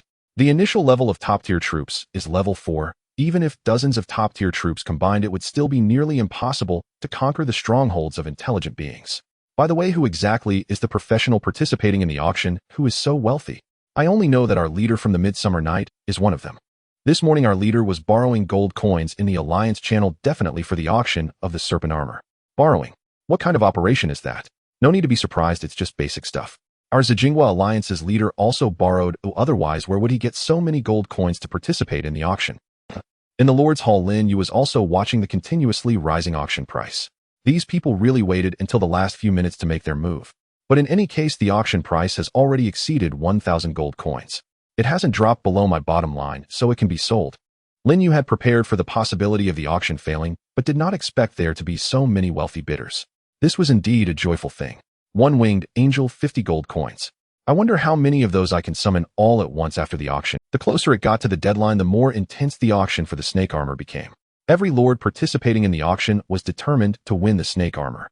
This was because the gold coins in their hands were all borrowed. After all, even Lin Yu, who possessed the super elite troops, had only managed to accumulate less than 400 gold coins from yesterday until now. What about others? Without gold coins, they had no choice but to borrow, and the borrowed gold coins had to be repaid. Regardless of whether they won the snake armor or not, they had to return it along with the promised interest. Otherwise, their positions as lords would be essentially over. If they could win the snake armor in this auction, they would make. The value of the snake armor was extremely high. In a week or two, such a level 7 top-tier equipment could even be sold for several thousand gold coins. Winning it would mean a huge profit. Not winning it meant not only paying back the money, but also adding interest. Naturally, they were determined to fight fiercely for it. Though it seemed only a few minutes were left for the lords participating in the auction, it felt like years. The fierce competition resulted in a price beyond their imagination. In the final seconds, the bidding price for the snake armor had even approached 1,700 gold coins, causing almost all the professionals watching the auction to gasp in shock. Especially those lord professionals, including, but not limited to, the Golden Behemoth Lord. Their eyes turned red with envy. Recruiting how many troops would it take to gather nearly 1,700 gold coins? However, it was not over yet. In the last 2 seconds before the auction ended, the bidding price suddenly soared to 1,800 gold coins. The increase exceeded 100 gold coins. Clearly, this bidder aimed to conclude the bidding decisively, leaving no opportunity for others. Ultimately, the bidding price of 1,800 gold coins indeed allowed this bidder to successfully acquire the snake armor, resulting in a happy ending. He was happy, and so was Lin Yu. The only ones unhappy were probably the other participating lords. One lord angrily said, "I borrowed 1,500 gold coins from the alliance members just for the bidding of the snake armor, and I still ended up losing. That damn sixth one, I can't believe it." Another lord cursed, "I borrowed a total of 2,000 gold coins from the alliance members 3 times in a row. I was supposed to be guaranteed victory, but at the last moment a sixth one suddenly appeared. His bid before the auction ended was 1,680 gold coins. That was also the highest price at the time. He was ready to claim the snake armor. But unexpectedly, in the last 2 seconds, someone bid 1,800 gold coins. This was clearly an attempt to steal the crystal by force. Seeing this price, he immediately thought of raising his bid, but ultimately, he was still a step too late. Because before he could complete his bid, the auction ended. He was extremely furious. If only he had enough time, the snake armor would definitely have been his. After all, he held 2,000 gold coins. Just because of a moment's oversight, he let the sixth one sneak away with it, and it was too late for regrets. Thinking about how the snake armor had fallen into someone else's hands, this lord pounded his chest and shouted angrily, "If I had known there was a sixth one, I shouldn't have been stingy and just bid 2,000 gold coins outright. Who could compete with me then?" He deeply felt the pain of losing something due to carelessness. The auction was a great success. At least that's what Lin Yu thought. He was extremely satisfied with the final transaction price. The staggering price of 1,800 gold coins truly exceeded his expectations. He had originally thought that the snake armor would sell for around 1,000 gold coins at best. He didn't expect there to be so many wealthy people. Connections are also an important resource. Those alliance leaders, whether borrowing or squeezing, can easily gather so many gold coins because they hold a wealth of connections. If they lack gold, they can simply borrow from alliance members. Besides, they won't be repaying it immediately. At most, they just throw out a paper promise. However, once they possess a large amount of gold coins, the development speed of those lords will surge, leading to mass borrowing others' chickens to lay their own eggs. This plan was loud enough to be heard throughout Blue Star. But I don't need to do such a thing. Even if I establish an alliance, I won't need to borrow gold coins from alliance members. Once I deal with the goblin tribe and bring over the blacksmith, I can start mass-producing equipment and selling it on the platform. The profit speed of an equipment merchant is no slower nor less sustainable than borrowing money right. Lin Yu shook his head, not thinking too much. Information from the floating island appeared in his mind. "Congratulations, Lord, the equipment snake armor you listed on the trading platform has been successfully sold. The 1,800 gold coins from the auction have been deposited into your territory's warehouse." The floating island of 10,000 worlds is a real world. There are no so-called transaction fees, nor do middlemen profit from the difference. You earn exactly what you sell. Lin Yu opened the warehouse information and glanced at the amount of gold coins. 1,837. The extra amount was from his previous reserves, not enough to summon angels, so he saved it. With 1,800 gold coins, he could summon 36 winged angels. Thinking of this, Lin Yu couldn't help but take a deep breath, feeling excited inside. He did not hesitate and immediately entered the Lord's Hall. He communicated with the floating island and activated the black hole for summoning angels. Whether it was his illusion or because it was his first time summoning so many angels, Lin Yu suddenly felt something unusual when he saw the black hole. It seemed that the black hole before his eyes was somewhat different. Before Lin Yu could think too much, figures of graceful angels suddenly flew out from the black hole. Equipped with standard angelic armor, wielding flaming angel swords, each had a pair of snow-white angel wings on their backs, radiating a holy glow. At a glance, they were all breathtakingly beautiful. 36 stunning winged angels. Not one more, not one less. "We greet you, Lord. May the Holy Master endure forever, and may the holy light always shine." The angels gathered in the Lord's Hall, all respectfully bowing to Lin Yu, their golden pupils filled with reverence and fervor. It was a scene that could shock the heart. Those who had not experienced it personally could not fathom Lin Yu's feelings. Moreover, no words could describe his current emotions. Only after a long time did Lin Yu regain the tranquility of his inner world and address the dozens of beautiful angels before him, saying, "The holy radiance and faith shall be protected by you. I also look forward to the day when the angel race revives in this world. Praise you, Supreme Lord of the Holy Light. We pledge to follow in your footsteps and spread the holy light across countless worlds." The angels were even more excited, bowing down before Lin Yu. Lin Yu could clearly sense that a vast amount of faith power surged from each angel, eventually converging within him. The faith power from the angels far surpassed that of the goblin believers. This was because angels were born as the highest-level Holy Spirit believers.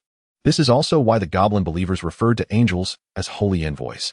Only Holy Spirit-level believers were qualified to bear the title of Holy Envoy, summoning 36 angels at once, plus the angel squad. With that, I now have 45 winged angels under my command. In an instant, Lin Yu could not help but feel a surge of boldness. A hunting team composed of a total of 45 top-tier units is undoubtedly the strongest on the entire floating island. No lord could possibly possess such a formidable army. Lin Yu was quite confident about this. However, one must not be arrogant. Being stronger than other professionals is of no use. Surpassing the local forces on the island is what truly matters. After all, the local forces are the biggest obstacles preventing professionals from seizing the island. Lin Yu remained clear-headed, not blinded by a moment of inflated power. He was well aware of his current position. Although he was stronger than other professionals, his current power was still insignificant compared to the local forces on the island. At most, he could only deal with small factions like the Goblin tribe. But if he were to battle the two-headed demon tribe, which was backed by a king-level powerhouse, the one to be defeated would surely be him. There's no need to rush. If I continue to develop at this pace, I will soon have the strength to eliminate the two-headed. At that time, I will begin to conquer this entire jungle. Lin Yu was quite satisfied with his current rate of development. Although the upgrade of the territory was forcibly limited due to the blueprints, at least the scale of his exclusive units has expanded.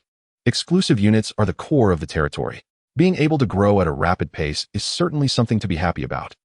In the following time, Lin Yu was checking the island chat channel, gathering more information about this floating island and other professionals. At the same time, he opened the island trading platform to list beast meat. His goblin followers had been dismantling monster corpses early in the morning, and there were also goblin followers accompanying the angel squad who were continuously transporting the hunted monster corpses back. The work of dismantling monster corpses was ongoing. Every so often, the amount of beast meat stored in the warehouse would increase. Lin Yu's approach to handling this beast meat was to keep the necessary rations, while all other meat was listed on the island trading platform in exchange for wood, stone, and iron ore. These three basic resources are of great importance. Whether upgrading the territory or constructing buildings, having more reserves is only beneficial. To avoid running out when truly needed and having to find ways to exchange at the last moment, which would be too troublesome. In addition to listing beast meat, Lin Yu also searched for what he needed on the island trading platform, such as fence blueprints, spiritual rice seeds, and so on. Unfortunately, until the afternoon, Lin Yu had not found any good deals. As the professionals on the island began to engage in hunting, the number of blueprints, equipment, and spiritual rice seeds appearing on the trading platform steadily increased. But this did not mean that prices would drop. To obtain these items still required a considerable amount of gold. This is determined by market demand. Moreover, the low drop rate of monsters on the floating island makes it surprising if prices could actually fall. Scarcity increases value. Professionals who were lucky enough to drop these items are not willing to lower their prices to sell. Even if they remain unsold for a long time, they are not in a hurry. Especially blueprints and spiritual rice seeds, which are highly sought after. However, equipment trades occur. Currently, the equipment being dropped is mostly low-level, merely slightly better than the initial equipment provided by the floating island, so the prices are naturally not very high. Professionals with a bit of capital will rush to buy. In contrast to the high prices of blueprints, equipment seems to be in short supply. It won't be long. Tomorrow morning, I will attack the Goblin tribe. With a blacksmith, I will be able to mass-produce equipment and make a fortune on the trading platform. Another batch of hundreds of units of beast meat was listed on the trading platform. Lin Yu suddenly felt a bit bored. Since his arrival, he had been staying in the territory without ever going outside. It's not that he didn't want to, but the wilds were too dangerous. The angel squad had been hunting from morning until afternoon, and with the addition of 36 more winged angels, their hunting speed had increased exponentially. A rough estimate shows that the angel squad has already killed over 1,000 wild monsters of different levels. However, Lin Yu's level still remained at 2. It was probably at the mid-level of 2. There was still a considerable gap to reach the third-level professional. However, even if he reached level 3, he would easily encounter dangers in the wild. At this stage, the territory is the safest place. As a lord, my main duty is to stay back and strategize. This requires enduring solitude. At the same time, this is also a test of the lord's character. Lin Yu reassured himself. Of course, if he had a smartphone or a computer right now, that would be even better. Unfortunately, the rules of the floating island do not allow technological products to appear on the island. Thus, professionals from Blue Star cannot bring technological products like smartphones, computers, or even firearms to the island. This is normal. Let's not even talk about smartphones and computers. If anyone were to bring a few pieces of equipment that emitted blue flames, they would certainly be able to massacre the low-level monsters on the island which is no different from cheating. And if someone brought in giant mushrooms, that would be even more terrifying. Just thinking about it made Lin Yu feel a chill down his spine. Once a giant mushroom appears, it would surely bring about destruction. Forget about king-level powerhouses, even extraordinary local powerhouses would meet their demise. Perhaps only a holy-level powerhouse who has mastered their domain, or even a demigod, could withstand the terrifying destructive power of a giant mushroom. In the midst of his boredom, Lin Yu stepped out of the Lord's Hall and waved to a nearby goblin follower. Upon receiving the summons from the Lord of Holy Light, the goblin follower was immediately overjoyed, dropping what he was doing and scampering over. "Great God, what is your command?" "No need to be nervous. Oh, I just want to chat with you." Lin Yu looked at the goblin follower, who stood only about 1 meter tall, with a gentle smile. The first time he saw a goblin, he thought they looked unpleasant from any angle, as goblins were truly too ugly. But now he inexplicably felt that goblins were somewhat cute. Their ugly appearance could not hide their fervent loyalty to him, which was an important factor in changing Lin Yu's perception of the goblin race. Upon hearing Lin Yu's words, the goblin follower became a bit flustered. He had no idea how to chat with the great Lord of Holy Light. So in the end, whatever Lin Yu asked, he answered. "What is your name?" "Reporting to Lord, my name is Zha. How many people are there in your family?" "Oh, Lord, I have no family. Since I was born, I have never seen a human, because very few humans come to this jungle." "Let's change the question. Zha, do you have a dream?" Lord, I have a dream. In the past, my dream was to become a powerful goblin leader and fight for the glory of the tribe. But now my dream is to follow Lord forever. That is a truly great dream." With their back and forth, the time quickly reached evening. From the goblin Zha, Lin Yu also learned a lot of information about this jungle. This jungle is called Dark. It is ruled by 4 super powerful forces: the Giant Kingdom, the Bone Holy Temple, the Naga Kingdom, and the Elven Garden. According to Zha's vivid description, Lin Yu realized that compared to these 4 super forces, the two-headed demon tribe, which had always made him wary, was actually just a small faction. The dark forest sprawls over an immense area stretching across countless miles. Within this vast expanse, countless wild monsters dwell alongside numerous strongholds constructed by indigenous intelligent beings. These stronghold factions are scattered throughout the dark forest. The goblin tribe, the two-headed ogre tribe, and the beleaguered gray dwarf tribe are just a small part of them. These tribes seem to dominate their own territories, but in the grand scheme of the dark forest, their power isn't, especially when compared to the 4 major superpowers. They are utterly weak. Only in the presence of newly arrived adventurers can they be considered strong. From the somewhat vague account of the goblin Zha, Lin Yu learned that the 4 major superpowers are stationed in the 4 cardinal directions of the dark forest. The Giant Kingdom guards the western region. The Bone Sanctum oversees the southern area. The Elven Garden watches over the eastern territory. The Naga Kingdom controls the northern region. These 4 powers have united to seal off the entire dark forest, preventing external forces from intruding and internal factions from expanding. Of course, this information comes from a small goblin's account. Whether it is true or if there are more accurate details remains for Lin Yu to verify. Legends say that among the 4 powers exists an immortal deity. This statement was uttered by the goblin Zha in a state of utter fear. Whether it's true or not remains uncertain. However, Lin Yu believes it is likely just a legend, not grounded, because on the Adventurers Forum of Blue Star, the first batch of adventurers who arrived at other floating islands revealed that the highest local combat power on a floating island is the peak demigod. Only after leaving the floating island and entering the vast stage of Myriad Realms can one hope to encounter a true immortal god.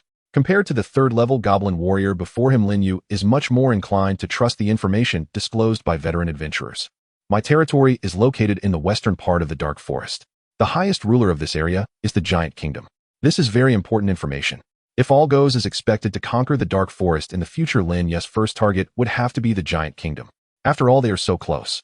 Once Lin Yu's territory develops to a level that threatens the Giant Kingdom, even if he doesn't declare war, the Giant Kingdom will likely send an army to suppress his territorial power. One mountain cannot accommodate 2 tigers. A territory cannot harbor 2 powerful factions. However, that's a matter for the future. There's no need to consider it now." Lin Yu chose not to dwell on it. Rather than worrying about the threat from the Giant Kingdom, it would be better to contemplate the plan to eliminate the two-headed ogre tribe. Centered around Lin Yu's territory within a radius of several dozen kilometers, there are 3 local factions: the Goblin tribe, the Gray Dwarf tribe, and the two-headed ogre tribe. The first 2 tribes are evenly matched, with their chieftains both being 9th-level adventurers. The two-headed ogre tribe is the strongest, with its chieftain being a king-level powerhouse. If Lin Yu can eliminate the two-headed ogre tribe, the surrounding forested mountains will essentially fall into his hands, allowing him to do as he wishes. While contemplating, Lin Yu formulated a preliminary plan. The night over the floating island falls swiftly. The sun's afterglow has yet to fully fade, but the sky darkens at a visibly rapid pace.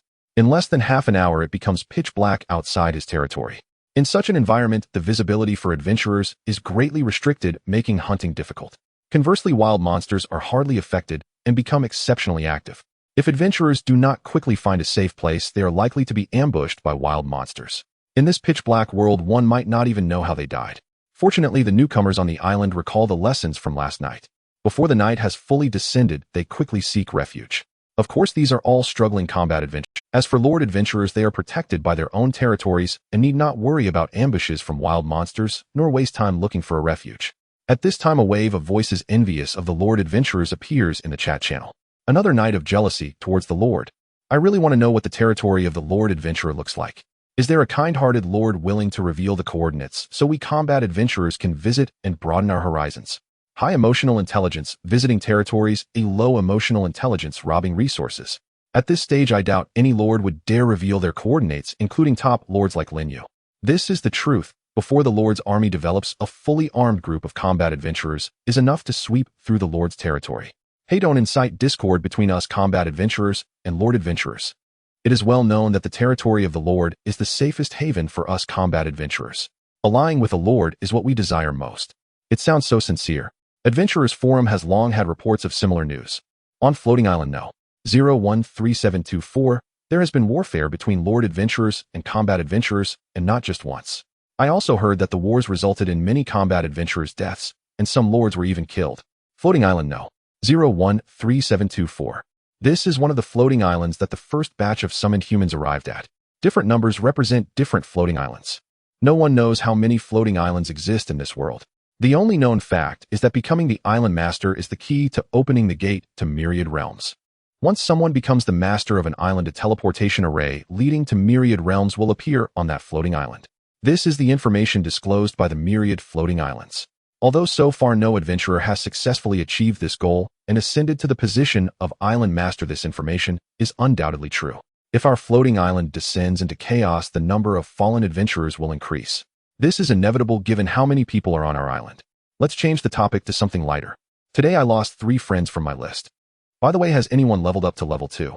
As a high-ranking lord, I find it incredibly difficult to level up in this world. I am still merely at the late stage of a level 1 adventurer. Envious. I just reached the mid-stage of level 1. Currently, only the top lords have likely reached level 2. Regarding leveling issues, Lin Yu has absolute authority. Why do we call Lin Yu the Great Lord? Every Lord adventurer is a master. And Lin Yu is the strongest lord, so naturally, he is the Great Lord. And what are we combat adventurers? Solo nobles wandering the extraordinary world. Dream on combat adventurers are merely servants and maids for the Lord. I don't want to be a maid, I want to be the mistress of Lord Lin. Even through the endless darkness of the void, I can still smell the foot odor from the brothers upstairs. Please put on your socks and hide your sweaty feet, thank you. Get lost. Shortly after darkness fell, a gentle and sacred radiance suddenly appeared outside Lin Yu's territory. Upon raising his gaze, he beheld a number of beautiful figures enveloped in that glow. These figures were all clad in silver-white armor, wielding long swords of flame with golden flames, while a pair of snow-white wings fluttered gently behind them. They were none other than the winged angels under his command. A total of 45 of them returned to the territory, followed by a series of smaller figures. If it weren't for the holy light illuminating the ground, Lin, you wouldn't have been able to see them at all. This was a transport team composed of over 300 goblins.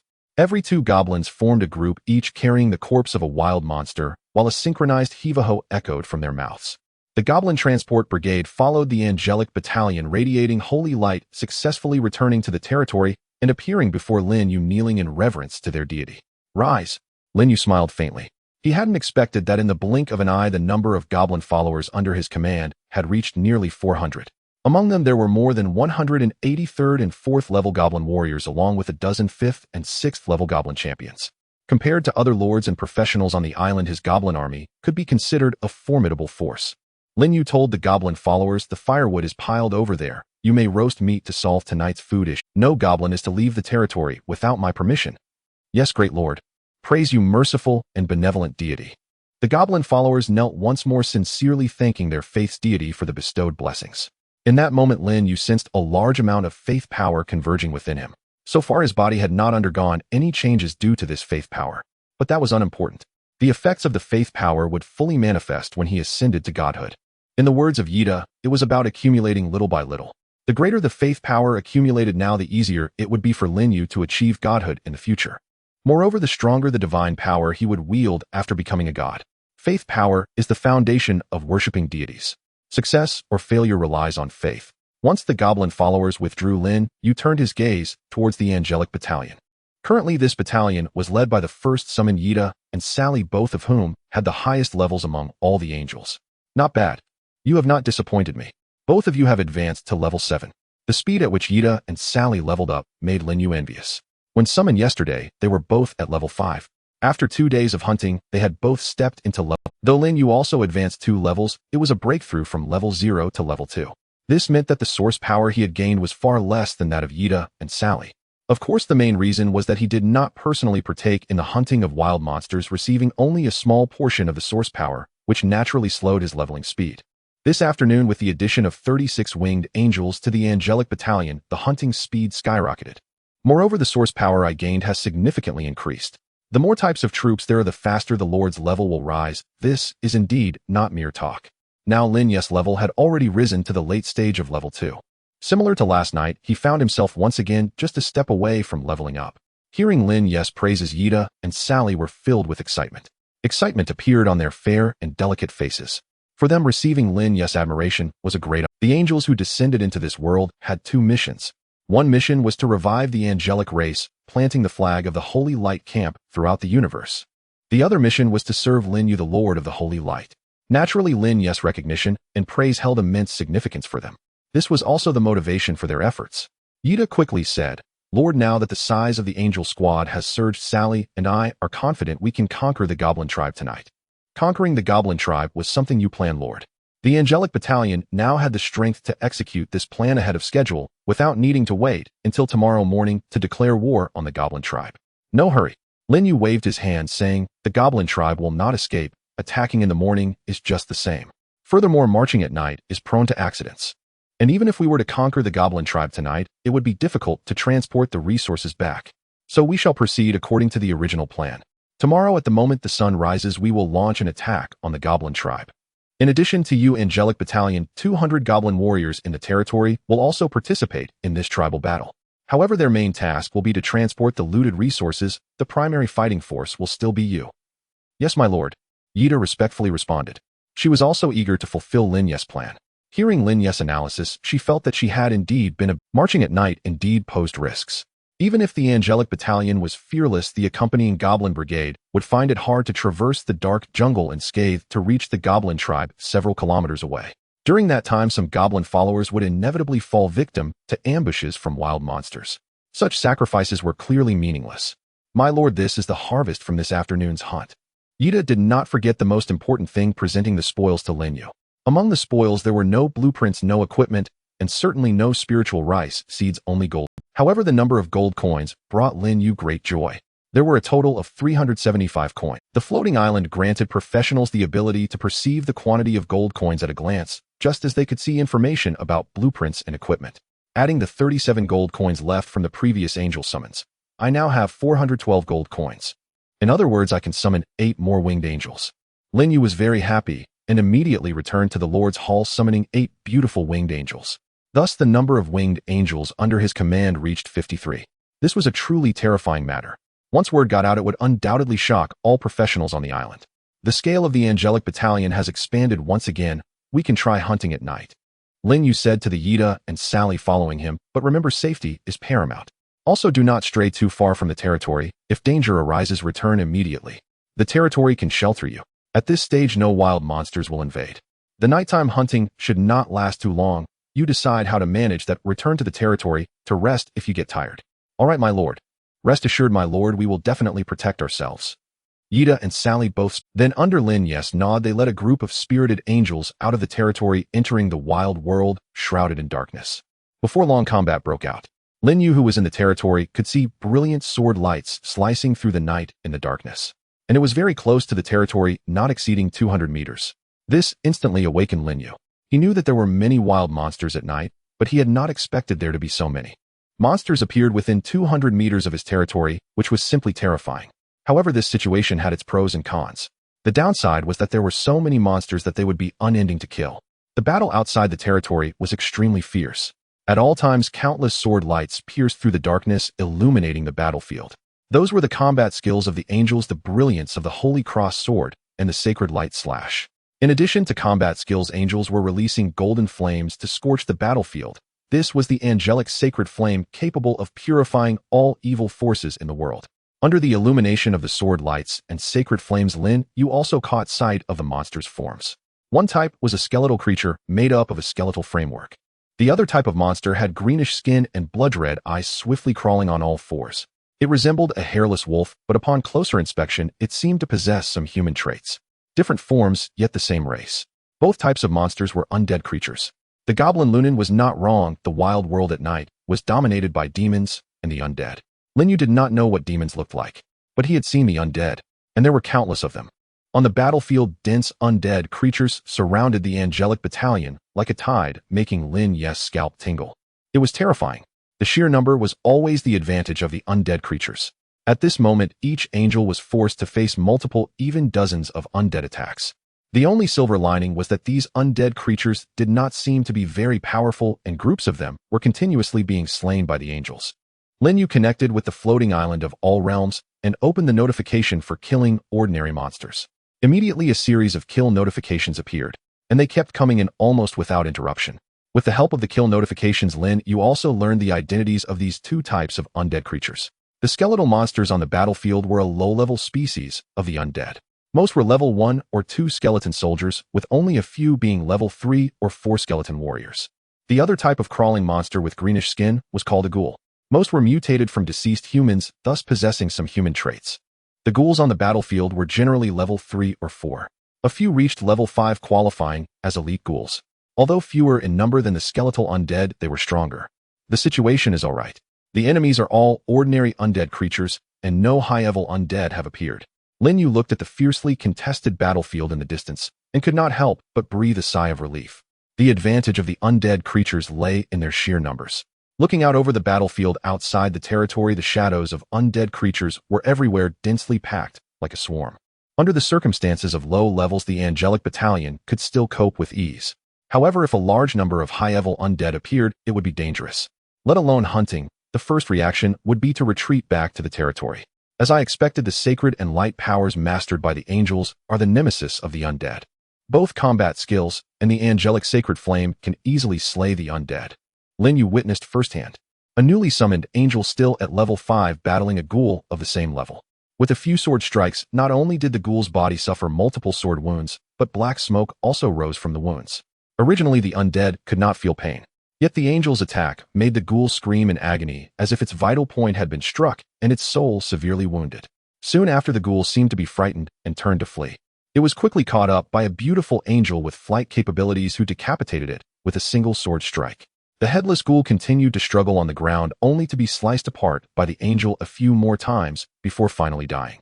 Moreover, there were angels releasing golden sacred flames onto the battlefield. Under the cover of the sacred flames, both ghouls and skeletal undead were burned to ashes amidst their agonized howls. Generally speaking, flames do not have much effect on undead creatures. However, the angels' sacred flames could thoroughly suppress the undead. The evil power on the undead was like gasoline. As soon as it came into contact with the angelic sacred flame, it would instantly burst into flames, burning the undead to ashes. Such battle scenes were numerous. They directly proved that angels were the nemesis of the undead. Even at the same level, angels could easily slay undead creatures. If it were other factions' troops attempting to kill the so-called undead creatures, would definitely not be this simple. Take the skeletal warriors on the battlefield, for example. Even if their bodies were shattered, the skeletal warriors could rely on the power of their soul fire to reassemble their skeletons, continuing to fight for another 800 rounds. However, the sacred and light powers from the angels could purify the soul fire. Once the soul fire was extinguished, the undead would also die. This is the perfect faction counter. Before high-level undead creatures appear, these ordinary undead on the battlefield are practically sending experience to the angelic battalion. Moreover, they are experienced monsters that cannot be killed off. Lin Yu no longer felt the initial worry, his spirits lifted. He could clearly see that dense new undead creatures were continuously pouring onto the battlefield, surging like as large groups of undead were harvested. Both the angelic battalion on the battlefield and Lin Yu as the Lord received a substantial amount of source power rewards.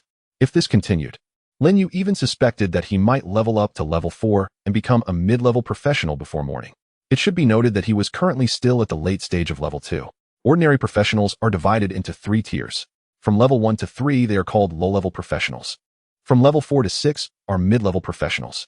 From level 7 to 9 are high-level professionals. Breaking through level 9 means becoming a king-level professional. Stepping into the king level is considered entering the ranks of the strong, no longer an ordinary professional. This is no longer hunting, it's like farming experience. It's just like entering an experience dungeon in a game where one can gain a large amount of experience every second. Lin Yu was very happy and even felt a bit regretful for not sending the angels out last night, missing out on a large influx of source power. However, this thought just emerged and was immediately dismissed by him. Last night, he only had 7 angels under his command which were utterly incapable of dealing with the current tide of undead. One misstep could lead to accidents. Therefore, his previous decision was entirely correct. With over 50 angels huddled together, they could deal with the relentless tide of undead. While harvesting a large amount of source power, there would also occasionally be gold coins dropping from those undead monsters. This wave is truly a huge profit. Source power and gold coins are both very important things. Even without the emergence of blueprints and equipment, it is enough to satisfy Lin Yu. Time quickly passed half an hour. The battle outside the territory remained intense, and Lin Yu was wide awake. He felt he could watch all night. At that moment, Lin Yu suddenly felt a surge of immense energy rising within him. This energy was visibly transforming his body, enhancing his physical attributes. After a long while, when the energy dissipated and his body no longer continued to strengthen, he discovered that his level had broken through. He had advanced from late stage level 2 to level 3. Looking across the entire floating island, this could be considered a very low level. Even the skeletal warriors that were being harvested by the angels had levels of 3 or 4. However, it should be noted that it had not been less than 48 hours since he arrived. This shows just how terrifying Lin Yu's leveling speed is.